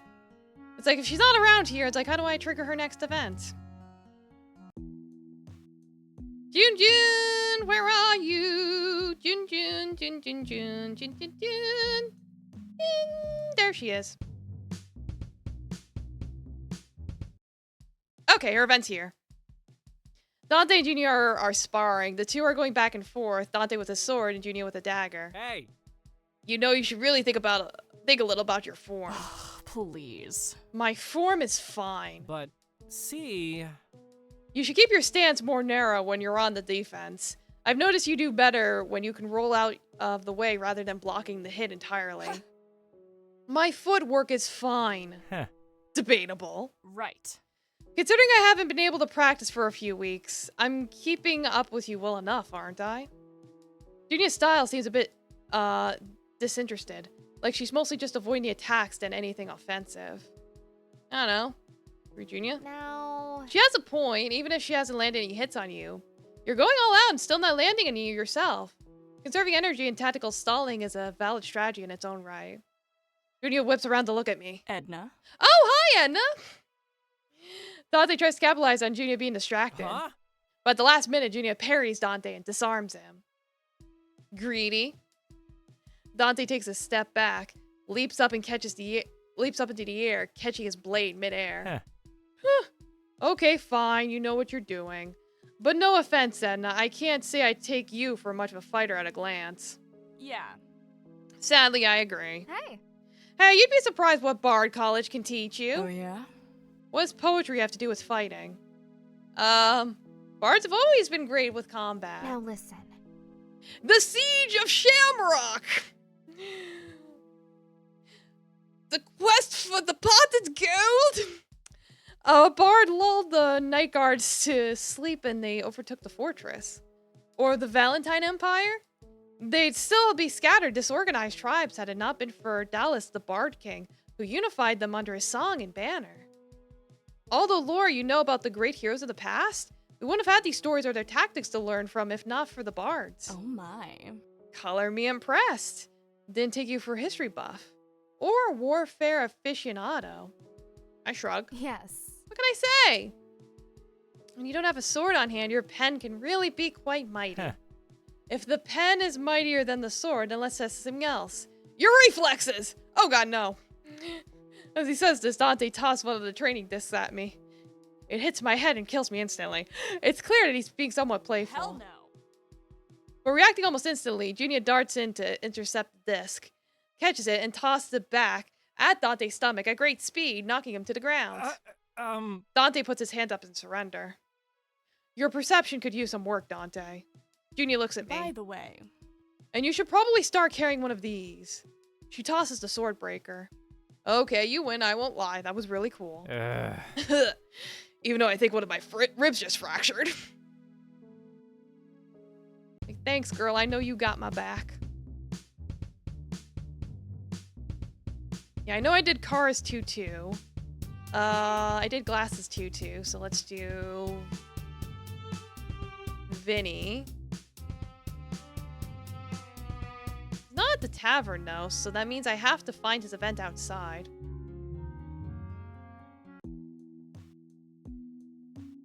Alright, where are you, Vinny? Vinny! Vinny, Vinny, Vinny, Vinny, Vinny, beep, beep, beep, beep, beep, beep, beep, beep, beep. Beep, beep, beep, beep, beep, beep, beep, beep. Where is he? Oh, he's at the park, obviously. There we go. I'm walking through the park when I see Vinny chatting excited with an academy teacher on the grass. So what you're saying is... the druids live off the grid, away from money and gods and trading homework? Yep. Yep, it's a really great community. Fascinating. How would I join? You really want to go? Yes. For sure, the life in the city is just too much. Ooh. Awesome! Vinny sketches out a map and hands it to the teacher. He looks up and sees me. And then look, I got someone to join the druids! The teacher awkwardly waves at me. I reply back with a small smile. I better go pack. Leaving already? The sooner the better. What he said. Something tells me this teacher isn't just sold by Vinny's salesmanship. The teacher rushes off.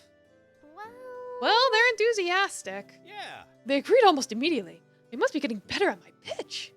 Maybe so. Can I give you my pitch? I'll humor you. Go ahead. All right. Give me your best shot. Do you ever get tired of living somewhere without nature and where everyone is practically living on top of each other? Can't say I do. Huh? What? I mean, Deep Harbor has its own kind of nature and I like being around people. But see... But, I mean, it's not like the druids aren't people. No. Of course not. I'm just... How can I explain this? Just like a tree that's already taken root, and I'm doing pretty well here. But trees do better in the forest. I'm a metaphorical tree. Giving up life in Deep Harbor would mean uprooting and hoping that I could survive there just as well. Besides, I'd have to leave Edmund because I can't imagine him joining a forest colony. Probably not. Yeah. I'd love to come visit sometime, though. I'm pretty sure if you could visit, I could convince you to stay. Good luck with that. It's like, Yes, good luck convincing me to frolic with the woodland creatures. Alright, now where's Lark?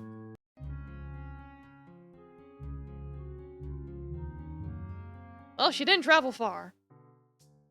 At the dojo, Lark stands next to something covered with a sheet. What's that for? My latest creation. I'm working on a new training dummy that learns from your attacks. Listen. A dummy can't learn. Really? Mine can. Right. Yeah, right. Let me at it. Well, I mean, you could try, but it hasn't been calibrated yet, so be careful. Lark pulls the sheet to reveal the dummy. Frankie rolls his eyes. I'm not scared of a dummy, Lark. Me and Lark step back, and Frankie takes a swing at the dummy, landing. See, nothing to it. Frankie takes another swing, then another, landing both times. When he swings a third time, the dummy responds and whirls around, kicking hard and sending him flying across the mat. Oops. Daijou Boo? Frankie? I rush to Frankie's side. Frankie coughs. Are you alright? Yeah? Yeah, I'm just letting it think it has the upper hand. I turn to Lark.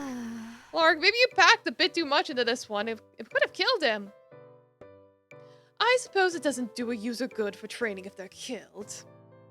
Lark quietly dismantles the dummy as I tend to Frankie. Like, yeah, you want to try and avoid killing your customers? Just a thought. All right, throw it. Yeah, you're over here. The stage is fevered with activity, and so is my nose about to sneeze. Phew! Phew! Oh, bless me, that's twice now. Though none of it is particularly theatrical. Though no one could say the stagehands and their chaotic waltz to and fro ends are beautiful in their own way. The high drama is a rope that refuses to untangle or hold a knot. A delicate dance is held between a too-short employee and a too-tall ladder. All with the elegant singing of an overworked lead who clearly needs a break. I can sympathize. That's why I'm here after all. One rare chance to get away from their own chaos at the tavern. I decided that the theater would be a good getaway. Small productions had been held in Bard College, which I attended a few times. While they weren't exactly enraptured by the performing arts, it certainly wasn't a bad way to spend an afternoon. Especially if the playbill delivered on what it promised. Shadow of the Wizard Tower, a tale of forbidden love in a wizard estate overcast by its own shadowy past. Promised dramatic family court drama, high stakes, and a doomed love. I wonder where the wizard part comes into play. Maybe some jealous rival lover gets a potion of necrosis thrown on them instead of the usual sort of potion. Why is it always love stories anyway? Can't there be an action-adventure play once in a while? Maybe love stories just require lower budgets. As I chuckled to myself, an oddly familiar voice came up from behind them. These theater seating arrangements never make any sense. Why does the A row start from the stage outwards? Surely there would be Z and the A row would be the first row people would see. The seats are for them, not the actors. I guess. Maybe the guy who put up the letters just started up front because there are a few people who bother him. Rory's head whipped around towards the sound of my voice. His face is awash with a mixture of shock and embarrassment. He looks kind of cute when he's blushing.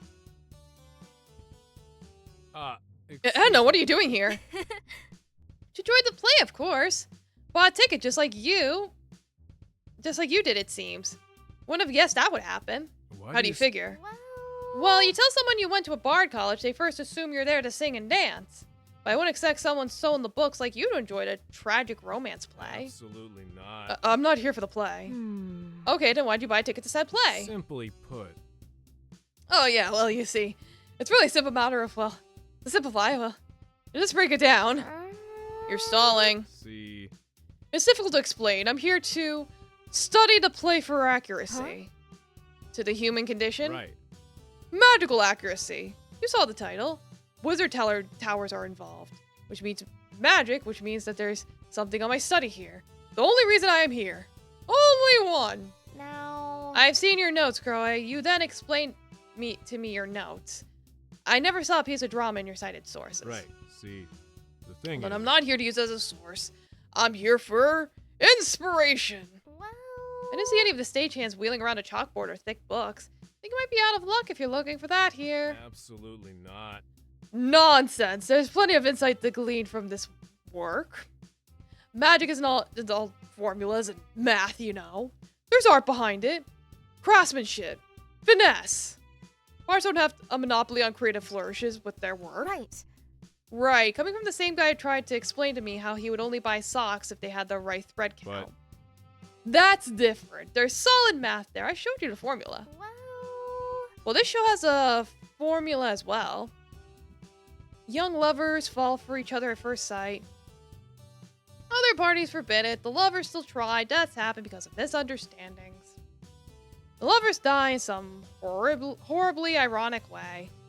I don't need a degree to tell you that. Same way you don't need an excuse to enjoy a show. I'm not making up excuses. I'm just making up excuses. Ha! You don't understand. All my colleagues hate this kind of stuff. They all think it's whiny teens crying and big speeches that ramble on about nothing.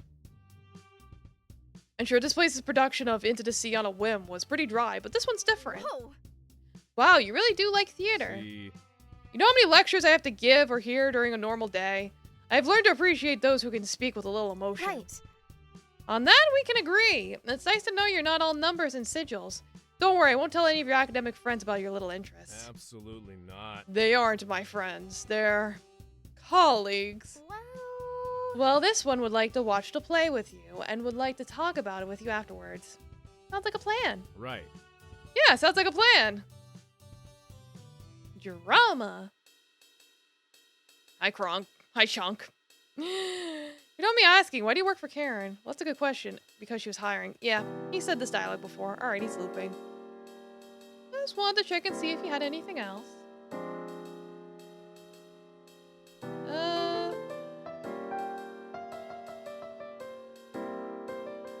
Did he just give the plot of Romeo and Juliet like it was the world's Hallmark channel? Yeah, basically. Like, yeah, that's basically what happened. Alright, let me go find Frankie.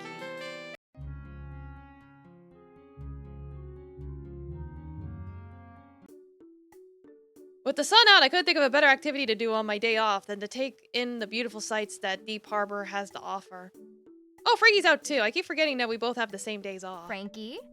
Hey, Frankie, wait up! Oh, hi, boss. Are you okay? You sound disappointed. A bit. I went to see the circus last time, but it wasn't a lion fight. Not exactly. The tamers just tamed the lions. There was no real fighting. It was a waste of time. Oh. Sorry to hear that. What would you like to do? I don't know. How about visiting the museum? Nope, too boring. How about the theater? But none of that is real either. How can I care about what happens if I know none of it's real? Suspension of disbelief? I have suspenders. Let's go for a walk till we think of something. Where to? How about the market this time? Well... Okay. Two of us head off. Wow. So many stalls. Is there a problem? I mean, what are they here for? Sell stuff? Huh? What for? Make some money? That's it? Well, yeah, people need money to pay for things they need in this city. Right, the ways of the tradesmen. The daily grind ever present in the big city. I guess monks are too big in trading and commerce, huh? As we walk, Frank and I watch the people haggling. Hey! What are they doing? They're haggling? Huh? Why? What for? Allow me to explain. It's a form of negotiation, you know. For prices and deals and stuff. Sometimes you can get something for a lower price if you talk to the merchant about it. Please wait a bit, boss. Frankie visits some of the stalls for a while before returning to me. Frickin' unbelievable! Can you believe this? I went over to try buying some smoked meat and the merchant quoted me a ridiculous price. Well, I would have bought a whole cow for the price he charged me. They do tend to mark the prices up. That's how they make a profit, you see. Huh. Life used to be so simple. All I had to do was train, sleep, window shop sometimes. I understand why people would want to overcomplicate their lives with all this city stuff. Sometimes I don't understand either. Hey! Hey, boss, are they haggling too? Play the cup game and win big money. It's really easy. Anyone can play. 3-card Monty. Double your investment here. They're street hustlers, Frankie. Scammers. Let's keep going. I challenge you. I challenge you to a contest of push-ups. Winner takes all. I bet I could do far more push-ups than any man or woman here. Boss, hold on a moment. What? Seriously, Frankie, you're not thinking of challenging him, are you? Don't talk down to me. You don't think I could beat him? No. I do, it's just that you have nothing to prove, Frankie. Don't stoop to his level. Oh, come on. Just you watch, boss. I'll earn us some funds for our tavern. Hey, how much is the bet? Any amount you want, Stickbug. That's the amount we raced to. Hey! Stickbug, eh? I'll show you what the Stickbug can do. You're on! You must be the dumbest Stickbug I've ever met. What do you think you can do against these? You look like you get winded rolling over in bed. Laughter erupts among the scam artists. And you look like you could use a good beatdown. Don't be absurd. Frankie, stop. There's no need for this. Oh, come on. Boss, please. I could beat him. Seriously, I can. Please trust me. How much money can you spare? Fine. All right. Fine, I'll trust you on this one. Here's some cash. Use it well. Thanks. Thanks, boss. I won't let you down, I swear. Back for more humiliation? Wow, I hope that wasn't your life savings. Otherwise, get ready to end up in the poorhouse, Stickbug. Anytime you're ready, scammer. How dare you? I'll show you who's a scammer. Okay, on 3. 1, 2, 3! The crowd cheers as Frankie and the buff dude do as many push-ups as quickly as they can. Amazing! Frankie's doing deeper push-ups faster. Unlike the other guy who's doing half reps. He can actually win this. Monk! Monk! Monk! Monk! Huh? This can't be happening. How could Stickbug be beating me? Hey, yeah! You know what? I'm feeling merciful today. Let's make things fair. Frankie switches to one-arm push-ups. Ooh. He could do deep push-ups with one arm? Who is this guy? I can't. The buff dude drops to the ground in exhaustion and grimaces. The crowd erupts with cheering. All right! I'll take the winnings, thank you. Never, ever challenge a Reed. Remember that. Reed! I think we're done here, boss. Yeah, let's go. Good job, by the way. Frank and I resume our walk. Well, that was interesting. Frankie? Someday, if you're willing, I'll ask you about the story behind it. Maybe someday, boss. Yeah. You want to do it now? I What do you want to do guess. now? I don't know. Definitely not lion fighting. Not a lot of lion fighting tamers. I mean, let's go to get something to eat. Circus? Is the answer here circus? All eyes on me in the center of the ring, just like a circus. All right.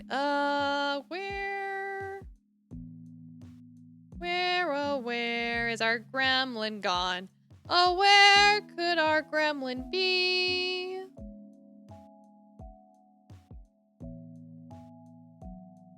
Oh, really? Where is she?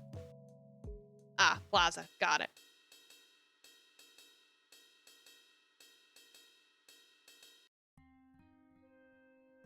Edmund is walking up to a wall balancing. A brick is loose and they trip and fall.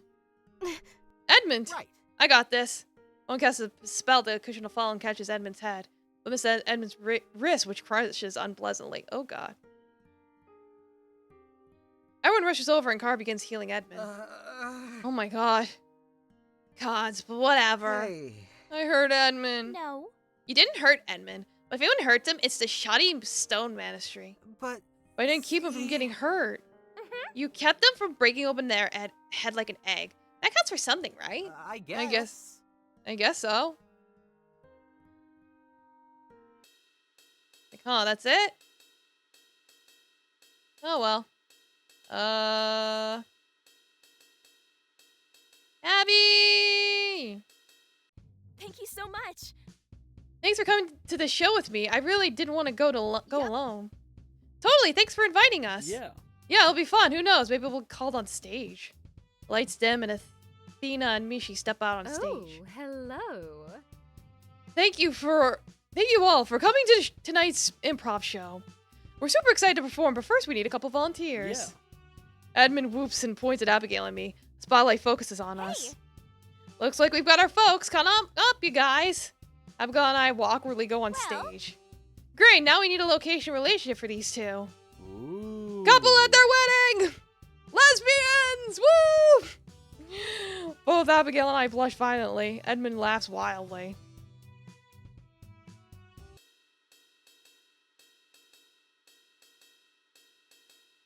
like, am I gonna get any more, like, story, quote unquote? This is the arena. He's gotta have something. There we go. Hector leads me around the arena. Nice. And finally, this is where we have the wizards hide to conjure smoke for the intros. Ooh. This is all pretty amazing. Thank you. Thanks. Hmm. So do you have a finishing move or anything?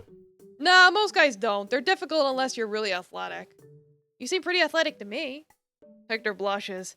Just then, a young guy runs up to Hector. He looks like he's out of shape and he's panting as he arrives. Hey. Ricky, what's up, man? Just spoke to the producers. They want me to wrestle a match. A real one. Nice. Hey, man, that's great. Ricky's here's a rookie. They throw him in the matches to get clobbered under a random name. It's actually how we met. Ricky's hyperventilating. Breathe with me here, man. Hector leads Ricky through a breathing exercise until he's no longer freaking out. Alright, what's the deal? We've been training for this, right? I never had to actually wrestle in a match before. I just show up and get my head bashed in. Ricky bares his teeth, and sure enough, people are missing. Listen, You've practiced. It's just like practice, only with an audience. What's your character? That's the other thing. They said to just figure something out. I've had 3 dozen personas this month alone. Big Man Ronnie, Mickey the Mouse, Shark Bake Shark, and that's just the animal ones. Deep breath. Let's just ask my friend Edna. And as a casual wrestling viewer, what do you think is cooler, awesome fishing move or a cool character gimmick? Catchy name? I suppose. I think a catchy name or a gimmick is a lot of fun. No way in hell. I think all the good names and gimmicks are taken. No. That's not true. You just have to think. You could be Little Bro Peep, Arachnid Boy, or maybe an old name from before. Yes. Oh, okay, let's see. There was Undead Fred, or Ricky Victory that one time. Gosh, that was a great beatdown. The Unintelligible Sludge. Of those, I pick Undead Fred. You're a cool zombie. Absolutely. Thanks, guys. I better get ready. Looks like the wrestling world better get ready to meet Undead Fred.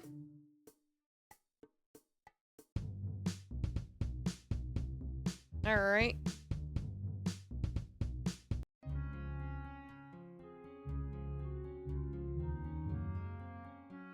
Yeah, so we will leave it there for today.